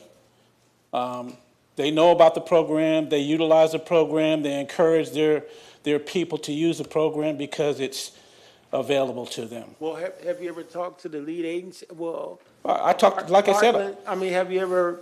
like I said, I'm not in the begging business. I don't beg people. I provide a service. We realize the problem. We provide a solution. Like I said, we talk to these people every day. They know what we do. I shouldn't have to tell you, well, please help us. We need your help. They know what's going on. They hear the data. These numbers that I've given, these aren't made up. These are all real. I look at the numbers. We're almost in a situation where we were pitting nonprofit organizations against one another and what they're trying to accomplish. And we have to stay away from that. That's a recipe for disaster. And what's going to actually happen is the people are going to revolt. Eventually, they're going to show up here because they have wants and needs to be met. We support every one of those organizations, and we do it every day. Thank you. Thank you. Can you stay, Mr. Frazier? Alderwoman Conley. Thank you, Chair. Mr. Frazier, thank you. We've talked about this, and I have so much respect for what you do, out of the goodness of your heart, out of the depth of your business. And you're right, clean laundry is more than just a luxury. It's a vital necessity of life. Yes, ma'am. But I think one thing that kind of came out tonight is the need for really clear communication. And I think what Alderman Williams was kind of getting at, and I think it's a valid point, is this is not a do you go with hat in hand, but maybe just sit down and say, can we have a conversation about this? Sure. And because I think sometimes people make assumptions about, how well that's funded and what your resources are. Yeah. And there just might be, I mean, we just talked about this. We have gaps in knowledge, and Yeah. and I would encourage you to maybe just say, reach out to, especially Josh, and just say, can we have a conversation about this? Yeah. People are coming here and using this service, and we're at a point now where it really is. I mean, you've said this, and there's a financial issue there. We do also need to talk. I think there are some other grants that I think as your 501c, that maybe we can look at and get you lined up for. But I think we need to be careful about what assumptions we make about what everyone knows. And just real quickly to that end, and I appreciate the way you stated this. Yes, I have worked for the state now for over 25 years. But I will tell you, I have been that single mother who lived paycheck to payday loan Yes, to check. absolutely. I have, neither one of the cars that I drive right now were made within the last 10 years. Well, one was made in the last 10 years. But I think we just need to be very careful when we make assumptions about where people are based on, yeah, I'm on the west side. But, Rich. sorry? Rich, yeah. I am fortunate, and I acknowledge that I've gotten to a place now, and I'm very grateful for that. But please know, I have also been that single parent whose children were on the free lunch, there was a payday loan place, and that was, if something came up, that's where I went. And I don't have family in town. I didn't have other resources. And I acknowledge that my privilege, I worked hard, I got some good opportunities. Actually had one of my former bosses was in here earlier tonight, and he helped me out in a time when I had landed in a spot that was not great for me. And he gave me a hand, and that helped me. I acknowledge all of that, but I think we just need to be very careful. In what we assume about where people are and where they are. And again, and that's why I think maybe there may be that lack of communication with you and the continuum of care. And if we can facilitate that conversation, I'm certainly happy to have it with you, with Josh, because I agree with you 100%. Right. I've also been that person who's had to figure out which quarters we're going to go to, are we going to have laundry, get it washed, and then just take it home to the line to dry it, because that's where I was at that point.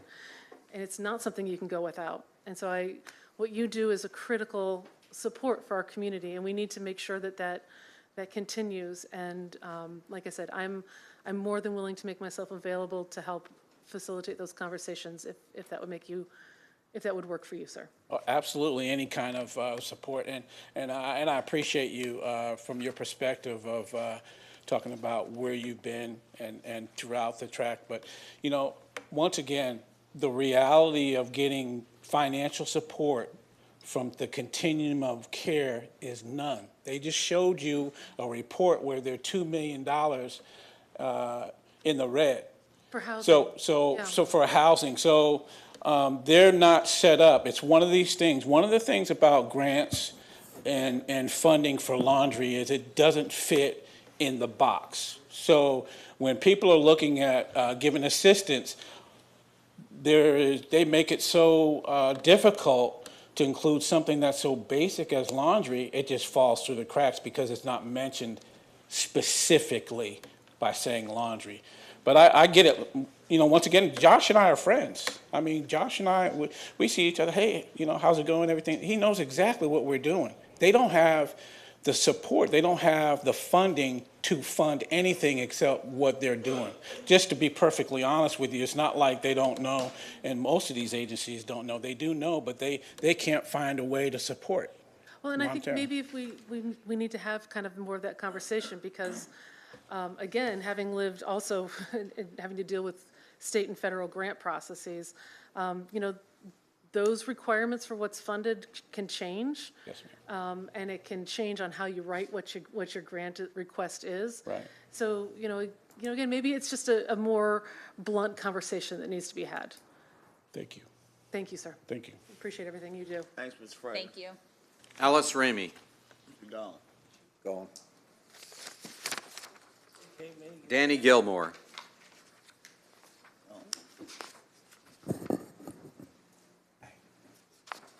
Lynn Kenoy.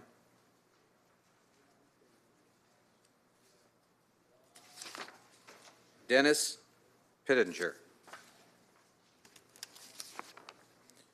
Charles Hattrager. Alan Dent.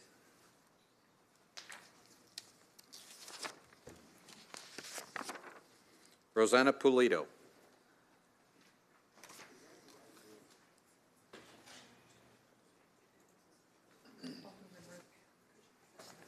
Sure. Let's see if we can get it right. Don't worry about it. Let's see if we can get this right. Thank you, Council, for letting me address you. Hope that all of you got an opportunity to read Seniors in Turmoil that was in the Illinois Times.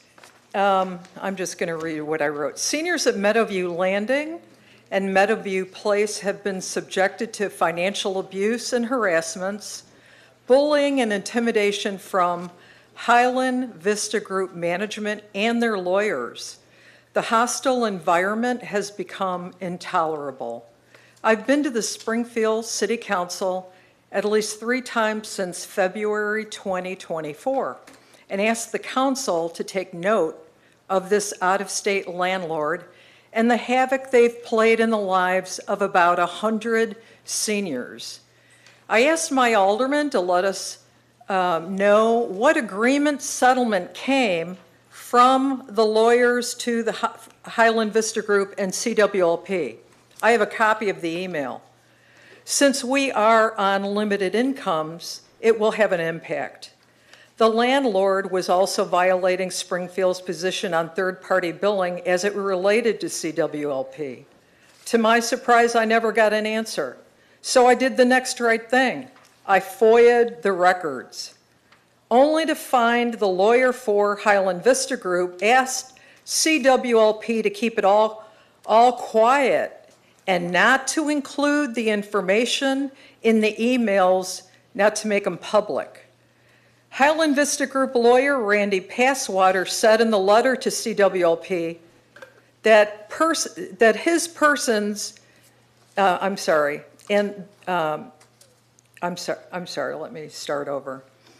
Randy Passville said in a letter to CWLP that his client hopes that private matters can stay private, and that all the persons that have issues with their landlords can discuss those issues with their landlords without the threat of publication of these matters. 100 seniors having a tough times making ends meet, wanting to know how the situation is going to affect them financially with the utilities, with CWLP. So you have 100 seniors in tough times making ends meet, wanting to know how the situation is going to affect them financially. And the Highland Vista Group lawyer wants CWLP to keep it quiet. I have no words. And when I Googled the job description of a city alderman, this is what it said. Aldermen are elected to serve the citizens of their ward. So I also want to add that I took Alderman Donlan's suggestion and I contacted the Illinois Attorney General. And so the Attorney General sent back to me the answer from Highland Vista Group. And this is what it said. It was like a ledger of all my entries of payment. And in one entry, it said that there was a $196 late fee. And I've never paid my rent late, ever. But it said because the reason they were going to ignore the late fee is because Section 8 finally gave them the money. I've never been on Section 8 in my whole life. I've never asked to be on Section 8. So if you Google Highland Vista Group across the United States, you will get the nastiest comments. And so all that me coming before the council is really to let you guys know what kind of players, and you know what Randy wants to do, their lawyer, blame it all on the seniors. You know, we're just a bunch of, sniveling complaining. And, you know, we still have no leases. My lawyer asked for the lease. They can't find the leases. And that's initially what we did. We went to them saying, there's a problem here. And Highland Vista Group just said, oh, you're just a bunch of whining, complaining seniors. And so I just, again, wanted to alert you. I'm concerned about the Section 8 being put on my name because I've never been on Section 8 in my life, but at every turn, there's no integrity in this out-of-state landlords organization. They say one thing and do another, and that's how it's been, a living hell. Thank you. Thank you. Bradley Russell.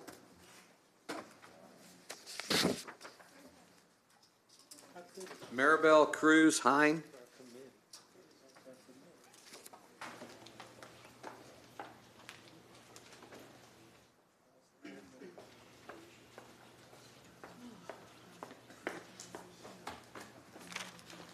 I didn't get a chance to talk to you guys last time. Been sick.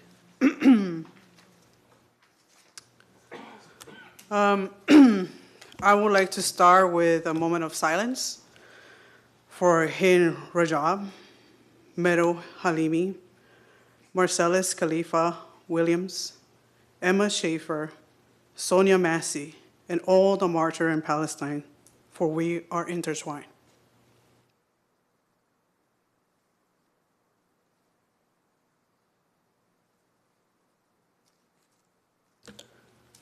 Here to talk to you about Columbus. Columbus landing on the Bahamas, known as Wanahani by the Taino people, the indigenous people living there, is a symbol of colonialism, forced Catholicization, the exploitation of an indigenous labor force, the extermination of indigenous groups, and the beginning of slavery in the Americas. While for some Europeans and North Americans, this day marks an expansion to the Western world, for indigenous people, it serves as a reminder of what was to come. 100 years of genocide, slavery, displacement, and cultural repression. He didn't even set foot on the United States of America, but the colonial systems initiated by Columbus' arrival could be seen till this day, such as systemic racism, white supremacy, capitalism, colorism. Columbus' legacy is one of oppression, violence, and the conformity of European standards. I'm going to read you an excerpt of his journal.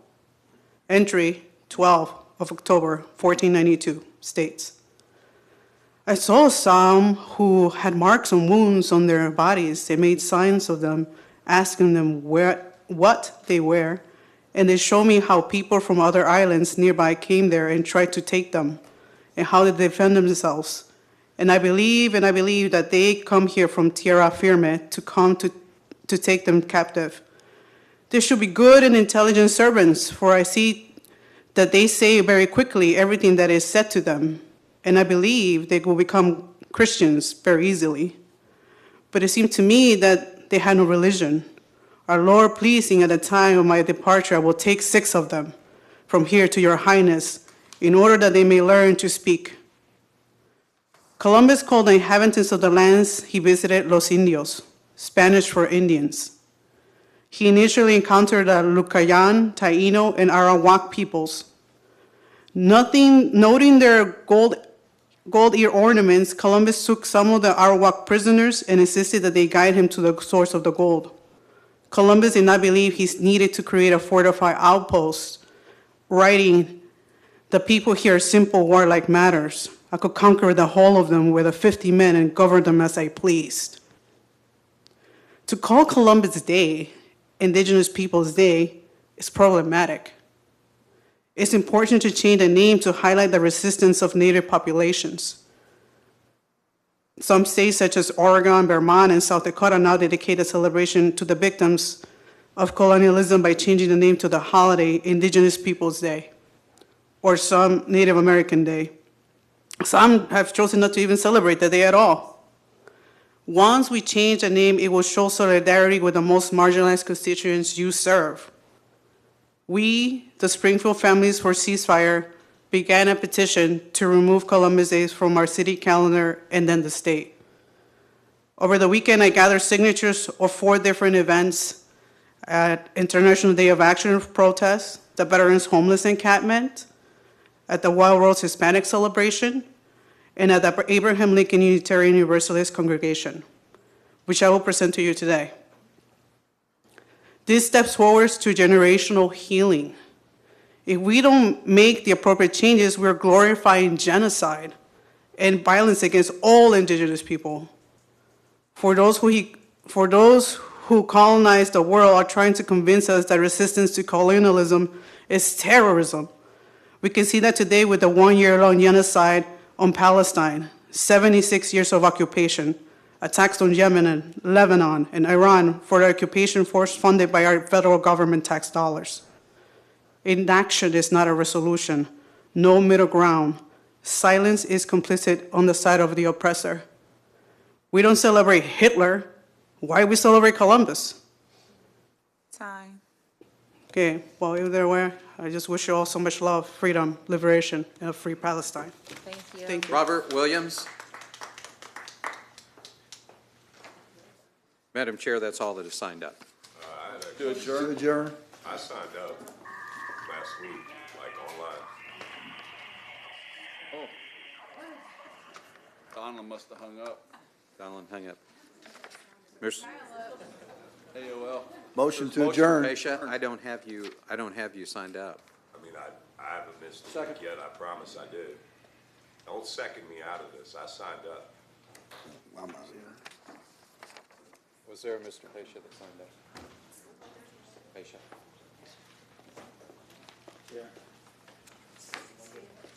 Can I be allowed to speak then, since I promise you I did sign up? I'm not saying there's a fault with your system, but I did sign up, guys. That's up to the chair. And Leah did too, from downtown Springfield. Oh, we missed the ones downtown. Leah signed up. I saw her name on the email. Okay, let's go back through. He's gonna go back and double check, because I knew I just saw somebody in the audience that I saw today earlier. Point of order, you want to, He's going, Mr. Pesha go first. yeah, while we waiting on her. Okay, Mr. Pesha, if you'd like to come up, they're going to let you go. Is it? I appreciate that, guys, thank you. So, a couple things. I was, in fact, at County Board tonight, and I was listening the entire time. I didn't miss a thing, so don't worry about that, guys. The thing for me, though, is the $2 million underfunding. That's pretty frustrating, I'm sure, for them, but even more so when the city has the ability to fix that rather easily. Additionally, why would they need to be the ones who need to get together? The city absolutely has the power in their hands to get them together. Not at some outdoor committee thing that nobody showed up to last weekend, but an actual meeting. You guys absolutely have the ability to do that, because when you misspoke last week and called them out, how'd that sound when they showed up here and told you the truth that you didn't even know? You absolutely have the same ability all of us do to pick up a phone, send an email, or show up. Quite frankly, it's kind of frustrating that I have a full-time job, help run a not-for-profit, volunteer my time elsewhere, and I still got time to show up here every week and sometimes be better informed than the very elected officials that are responsible for the decisions that they're making. That absolutely frustrates me, so I know it damn well frustrates my community. Yeah, please rephrase from using profanity. Not profanity, and if we're going to have that kind of discussion, I'd like to know why they took the camera off the citizens that are speaking. So, I mean, let's not grandstand on civility here. I can't tell you that, but I just wanted to ask, could you please refrain from using profanity? If it makes you feel better, sure. What's absolutely profane is that kind of micromanagement when someone's speaking. You should show that same level of concern to the not-for-profits you guys have been turning a blind eye to, who showed up here and set every one of you straight from last week. You should be embarrassed by the fact that they had to come out here and tell you what you could have found out on your own anytime. You think they're not busy? I mean, legitimately, you don't think they're busy doing all the things that you claim they're not? That they're not using that kind of funding? I mean, let's talk about someone like Tierra, who helps run Intricate Minds. She's not here this week. She was a little busy. Getting a babysitter can be difficult sometimes, but I'm going to present Her numbers, 1,488 participants, 7,155 food items, 9,029 harm reduction supplies distributed. 1,500 people have used April's Closet, which is a free clothing providing from directly on the location of Intricate Minds. 567 free haircuts from Free Haircut Monday, 510 condoms, and 330 hygiene kits, and that is from February to September 2024 at the new location that Intricate Minds has, with no funding, no grants, no city help, and it's all on a donation-dependent basis.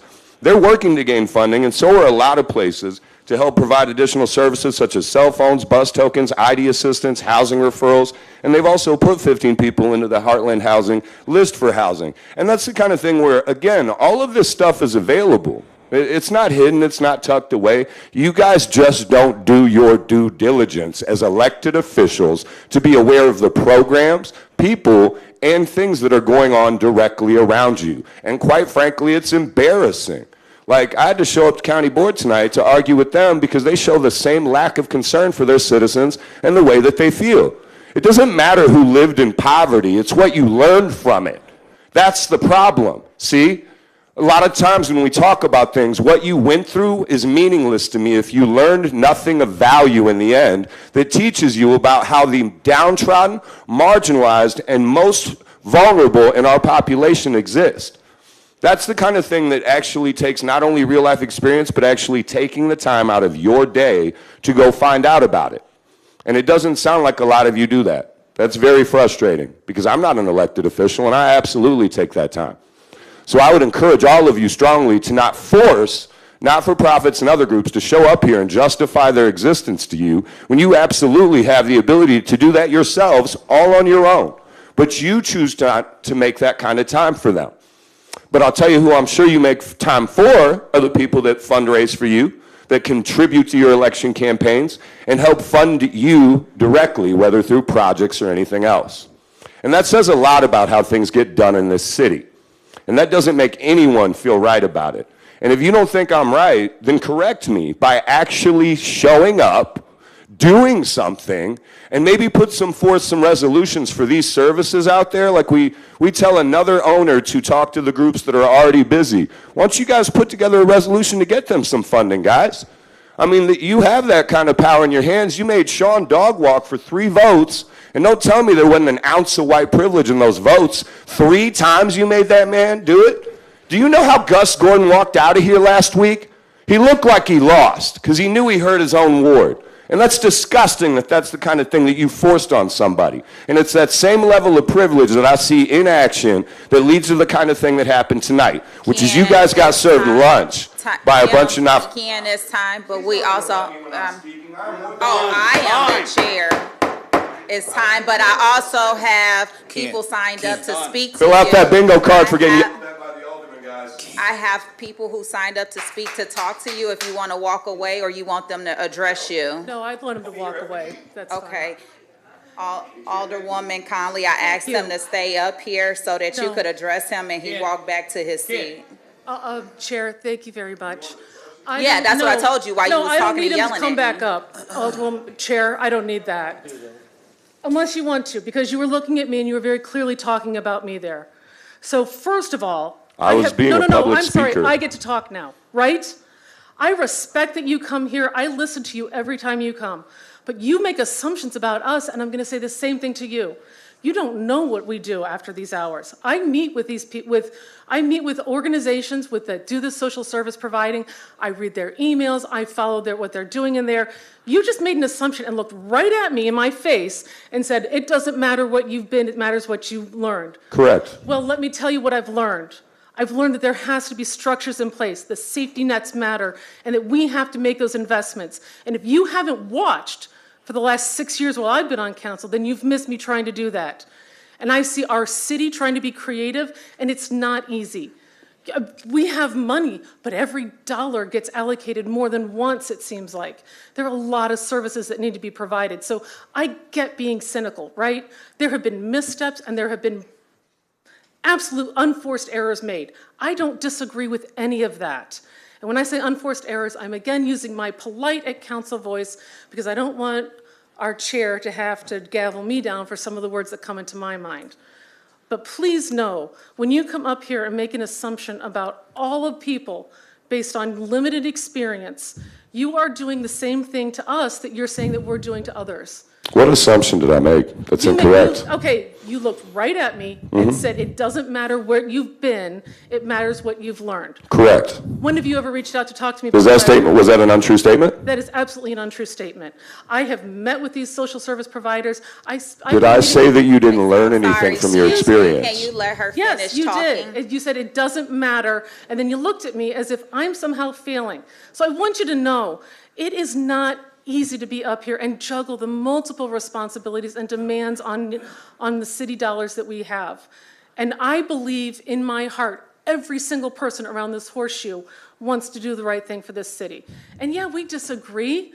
I think Alderman Williams, you and I can disagree all day long, but we also will talk to each other, and that's important. So I would like you to just understand that a lot of this process requires difficult conversations and hard calls, and we are not trying to put anyone in a bad or weaker position. We are all trying to make this a better city. And I also respect that you're trying to do that too. Am I allowed to Sheriff, speak? that's it. No, I'm done. I just wanted to have my piece. Thank you, Chair. Am I allowed to reply? Thank you. That's if Alderwoman Conley would. I mean, I think it's only fair only fair to do what? for me to reply. I'm not trying to be rude to you. I was just saying that if you... Absolutely were rude to us, though.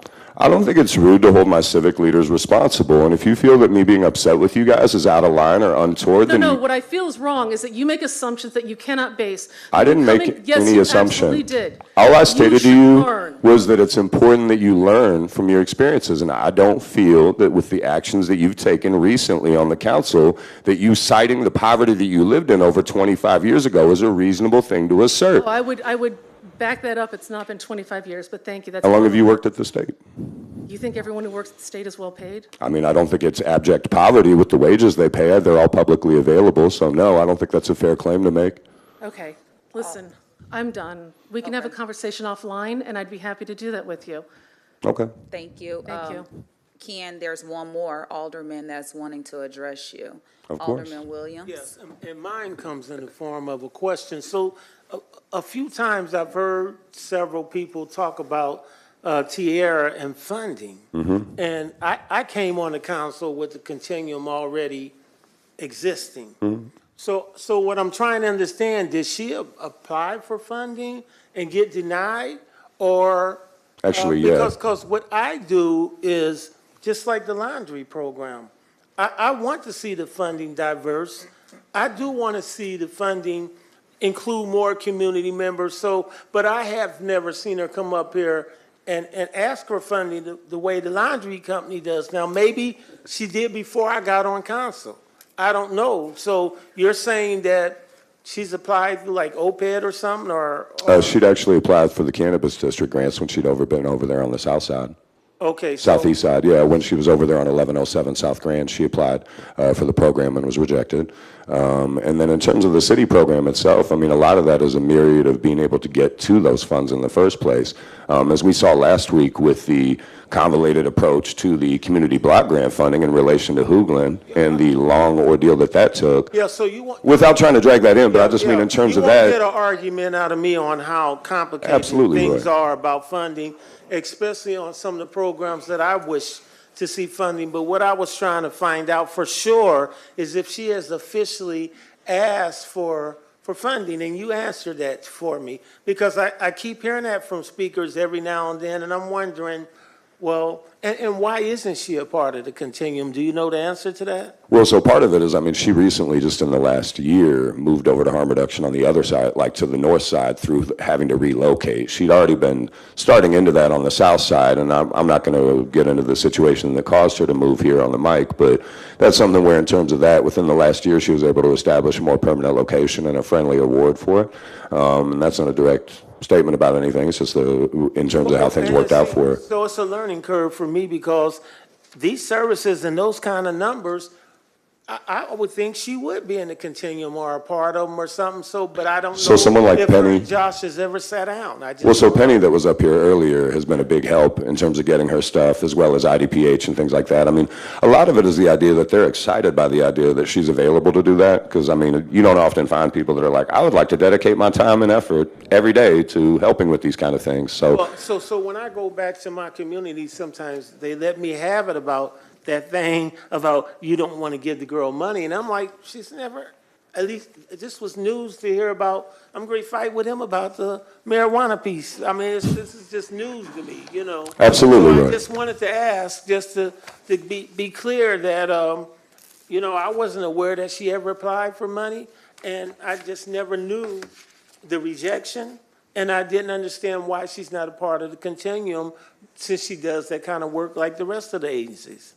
Well, and I think a lot of that is just having the time. I mean, it's strictly her and Tabby that's spoken here before the council previously that largely run. I mean, it's Tierra's wholly, but Tabby's literally her only helper. I mean, I try and help if I can, and so do other people, but I mean, we all have limited time to where it can go and how it can be done. But I mean, a lot of that is she as a very strong individual has done that all largely on her own effort.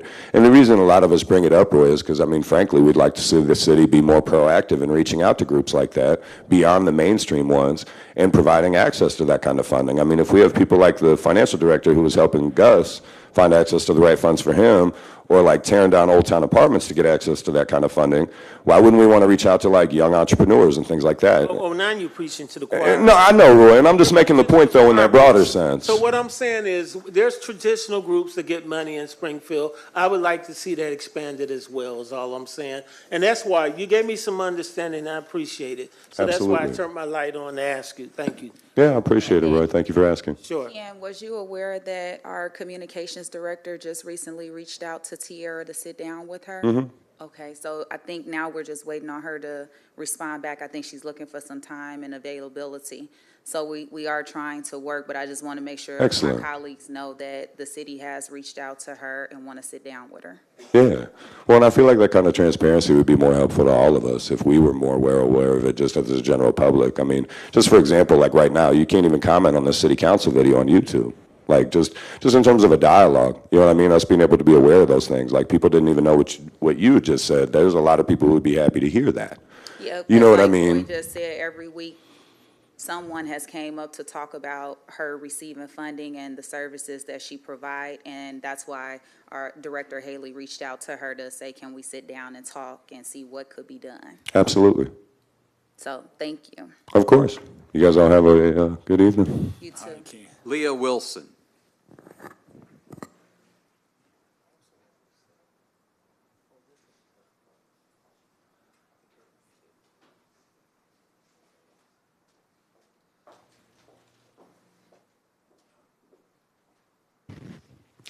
Hi, thank you so much for your perseverance and listening to what we have to say. I know that Lakeisha Purchase has been asking us to provide an update about Adams Street post-fire. We'll try to keep it as brief as we can. I have a few guests with me, and we're going to start with Chris Nickel. Good evening. Essentially, I'm just here to provide the council with an update. As most of you probably know, I'm the owner of the building on Adams Street that burnt on June 19th. I'm a downtown building owner. I'm on the board of directors of the Kidseum. I'm, of course, a member of DSI, a member of the Adams family, you know, pretty And much I'm everything. sorry, Chris, I'm just gonna stop you real quick because I know you guys signed up individually so that we could give you 5 minutes each. So we'll start with Chris for 5 minutes, and I know you just wanted to make the introduction. So I just want to make sure everybody knows it so we don't look like we're running over the time. So each of you will get the 5 minutes that you signed up for. Thank you. I'm sorry? Unless you want to share. Go ahead. Okay. So I had mentioned to Alderperson Purchase a long time ago, right after the fire, that I wanted to, at some point, come to the council to essentially thank the city and most specifically the fire department for their efforts that day. I don't know how many of you saw it during the fire or aftermath, or I'm sure everyone saw it on the TV. It was an amazing thing to watch. I know they told me at some point how many firefighters were on site. but it felt like all of them, and it was amazing.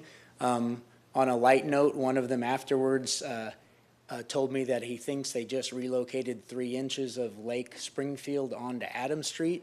That's how much water they dumped. I, of course, know nothing about firefighting, but I obviously wanted to publicly thank them for their efforts that day and essentially probably saving the block, right? These old buildings are all connected. So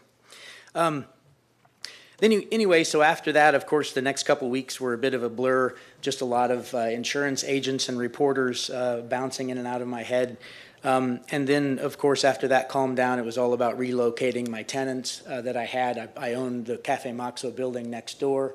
So, of course, we lost Cafe Moxo, well, up until now anyway.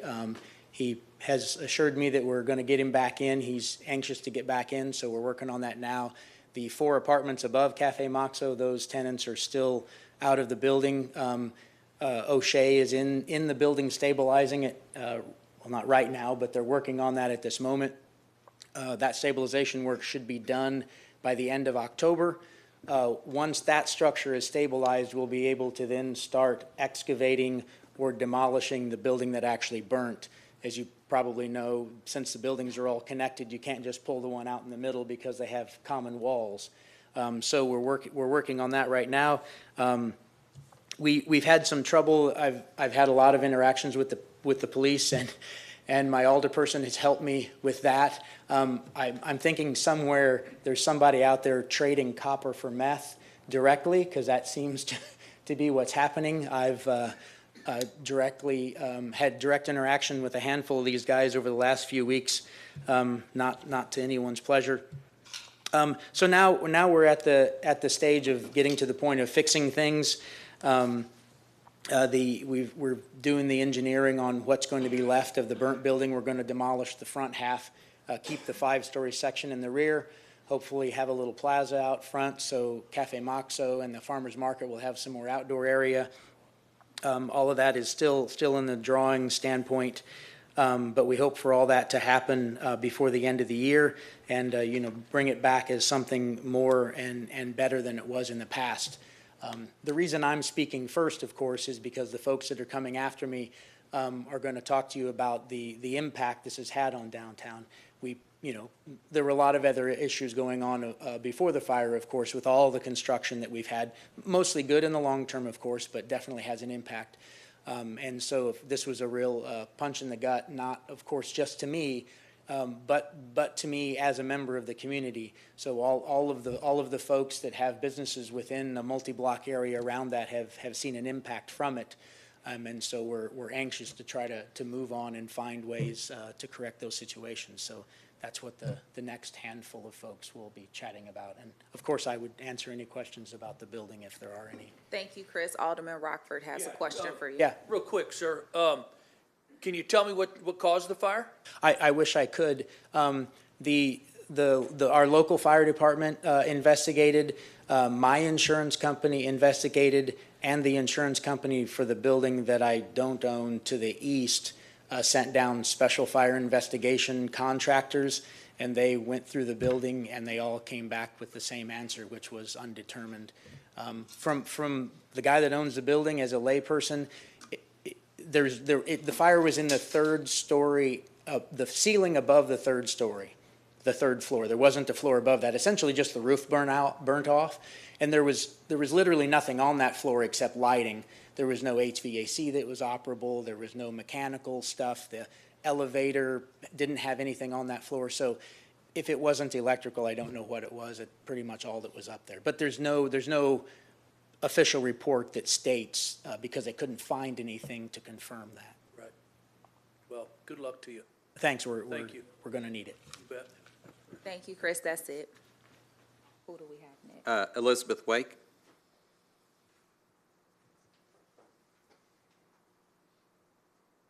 Hi, I'm Elizabeth Wake. I own the Wakery, which is on 5th Street.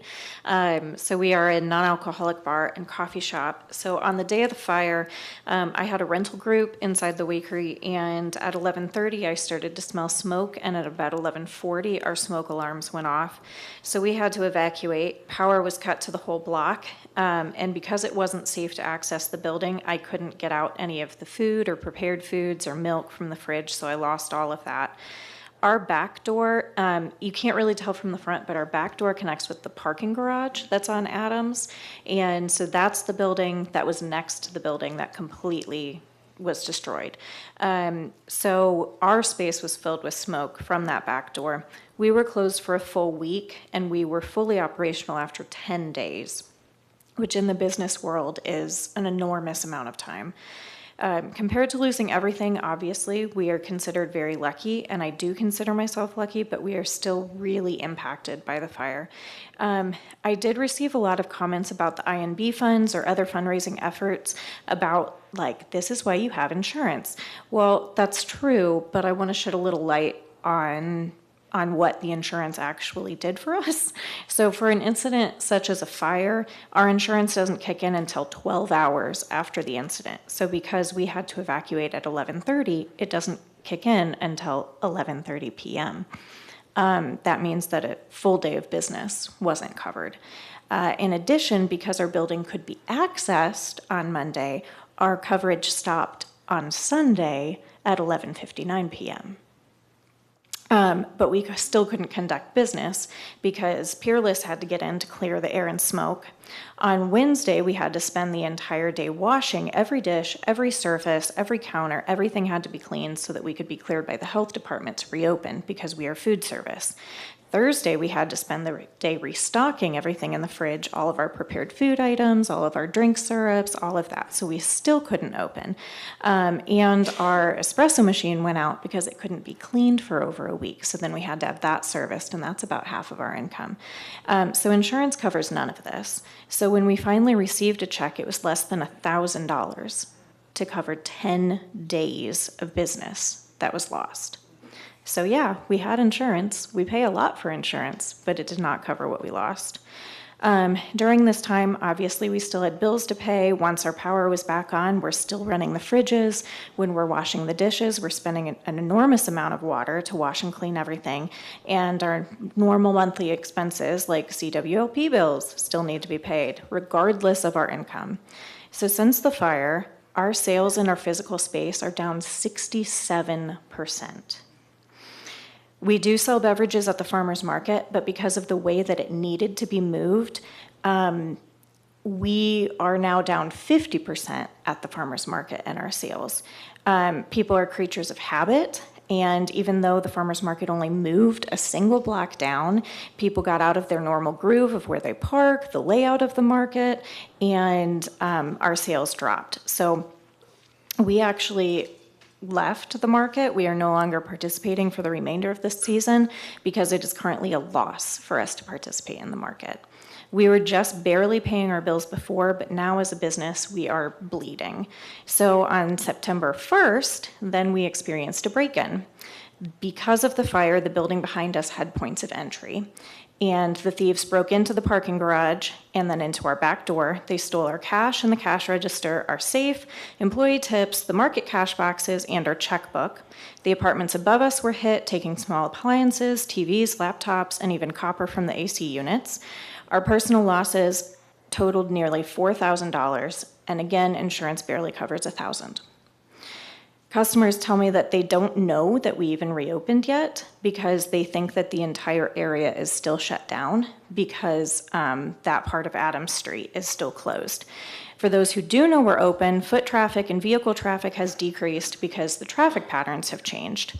Previously, you could circle the block using Adams and then just come around back to us, but now you have to go all the way down to Capitol to turn around and come all the way back to Washington. So the traffic patterns have really changed. A 67 decrease in sales doesn't impact just me.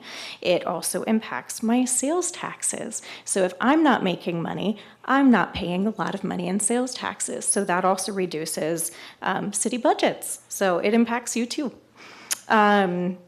But I bring my story before council because it's important to understand the periphery of the fire damage, and I think that's my time. So thank you. Thank you, Elizabeth. Rob Kerr.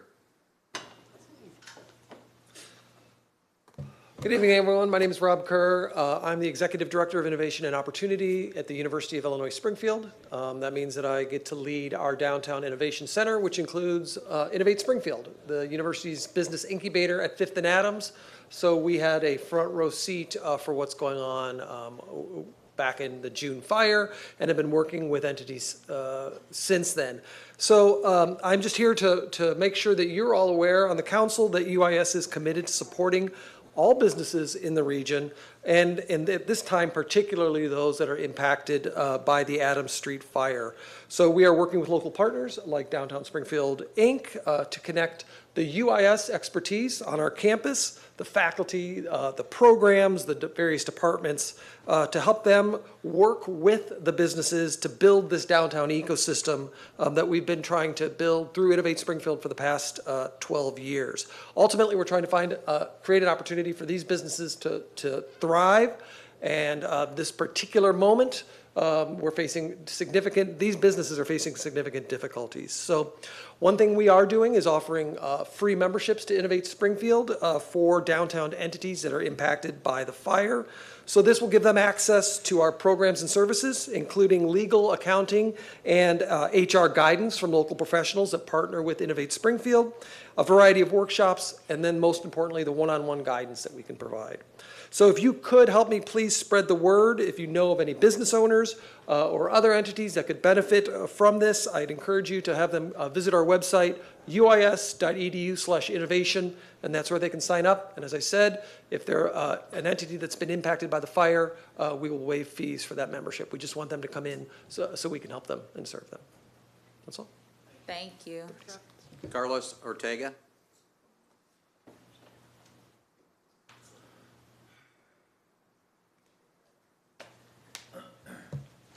Hello, City Council. My name is Carlos Ortega. I'm the Executive Director of Downtown Springfield Incorporated.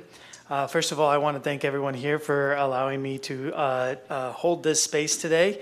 DSI is a 30-year organization, and I'm not the only one who's actually created the opportunities and worked towards the future of a better downtown Springfield with our business owners, our nonprofits, and other establishments that actually create vital opportunities for the citizens of Springfield and our downtown area. The January fire has impacted our small business community tragically. One of the things that I believe that Downtown Springfield Incorporated has tried to do was try to uplift through the IMB fund that has actually supported over about $30,000 in distributions to the businesses directly impacted by the fire. One of the things that I would like to do is try to facilitate that to the businesses that have also been impacted by it, not necessarily directly impacted by the fire, but also outside of that range a little bit, like Elizabeth was talking about. Downtown Springfield Incorporated, as a new executive director of this organization, I'm committed to making sure that our community grows, that we have a strong business ecosystem with our partners such as Innovate Springfield, and that we partner with other institutions in the city to actually expand the programs and the opportunities to our residents here in our community. Thank you. Thank you, Carlos. And then Leah, is Leah our last person? Yes. Leah. Hi, thank you. My name is Leah Wilson. I'm the Executive Director of Kidseum. I want to thank you for this opportunity to speak and also for your leadership. Every time I attend or listen to a city council meeting, I am reminded that your jobs are not easy, so thank you. Kidseum's mission is to inspire curiosity and a love for science, technology, engineering, art, and mathematics, which we call STEAM, through hands-on learning. Over the past 6 years since we opened, we have positively impacted over 100,000 children and their families through interactive exhibits and educational programs that foster a passion for learning. From exhibits like Bees, Butterflies, and Blooms to our partnership with Springfield School District 186 that has provided over 3,000 second graders with innovative science education through its STEAM residency program. Kidseum has been a key contributor in our educational ecosystem, and we are poised to do more. Our museum has faced financial challenges since we opened in 2018. Unforeseen construction debt, lower than projected attendance, and the COVID-19 pandemic have made survival a challenge for our young nonprofit.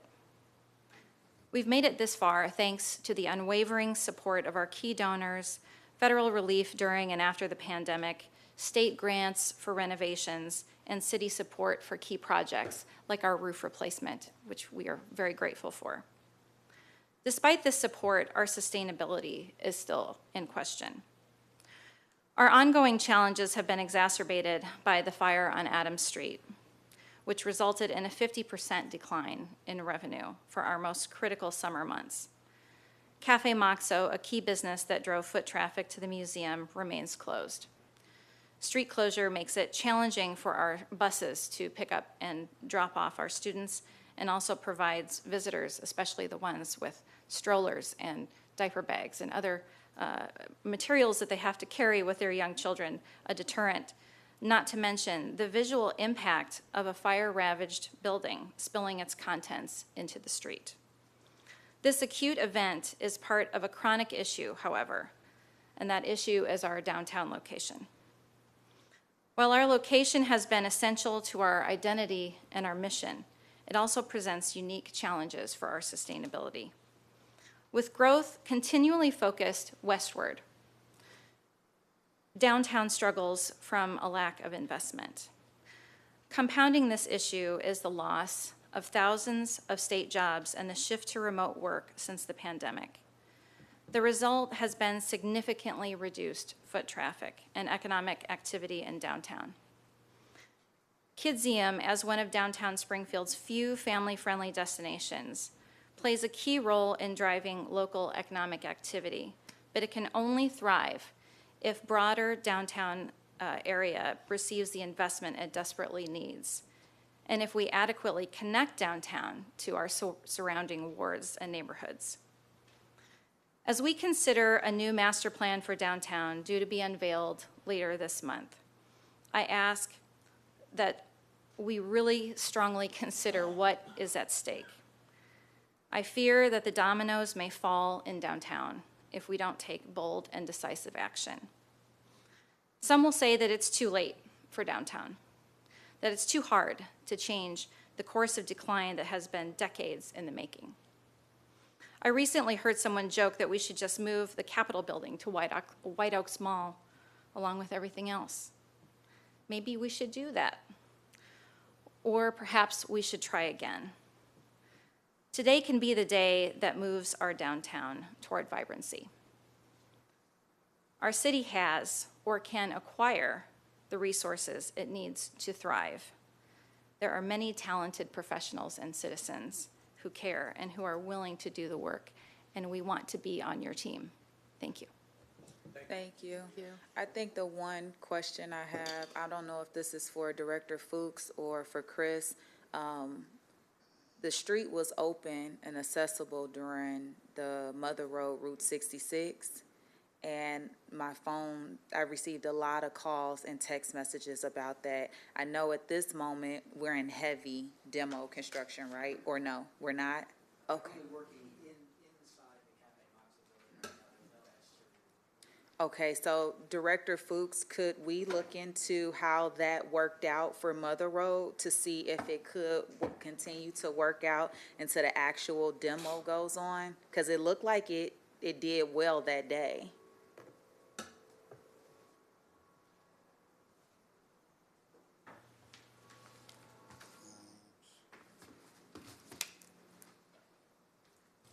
I would be happy to take a look at that, review that with the traffic engineers. But my primary mission in the city of Springfield is public safety. We have a large, unstable debris field in the middle of the 400 block of East Adams, and that will be my primary consideration. And that's what I said to the businesses, so they didn't understand how it got opened that day with all the people walking through there or it just being open with the safety. So I said, as you all speak about it, that's something that Director Fuchs will be able to. I'll take a look at it. Yeah. And thank you, we would greatly appreciate an update. Certainly. For my colleagues, I know that it's been a lot of people coming to speak, and a lot of them are out of my ward, but my downtown businesses are feeling my frustration right now. So as I told them, you all have to come here and speak as well, especially the way I'm being dragged. There's only so much that I can keep saying over and over, so I'm asking them to come and speak in front of you all because I represent them, and this is not just downtown for Ward 5, this is downtown for the entire city of Springfield.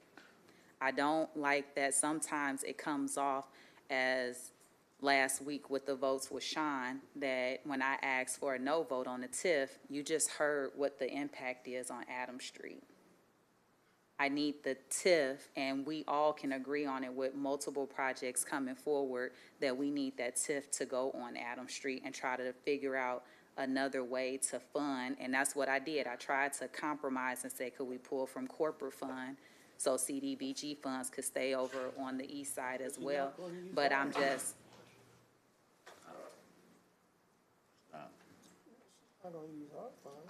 So as I was saying, I think it's important for them to come and speak to all of us as well, to share what's going on and the impact that they're having, as well as others are coming up here to share. And I just know it's been a lot, and it's been a long 4 to 5 weeks of us being here to about 9:30, 10 o'clock at night, but it's important to hear.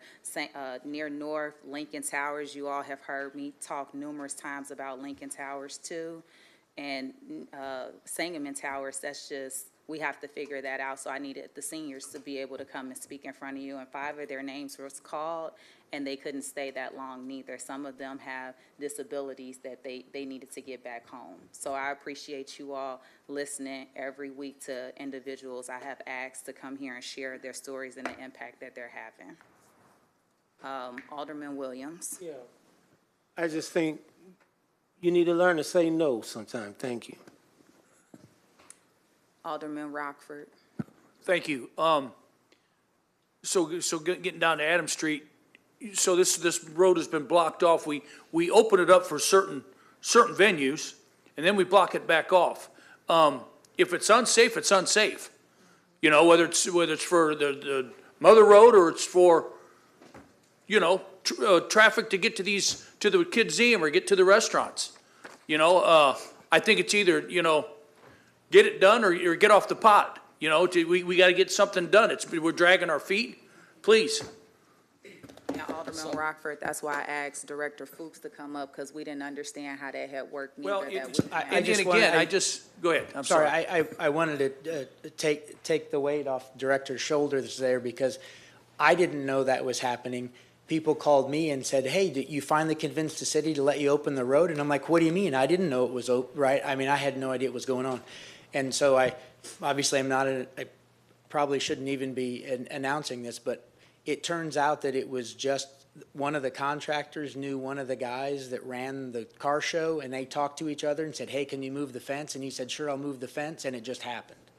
No one at the city nor I had any idea it was going to happen or knew it happened until after the fact, and I didn't know about it until it was over. And that's fine. But what happens if something does happen? No, I agree. Again, you know, it's buddy stuff, and it gets old.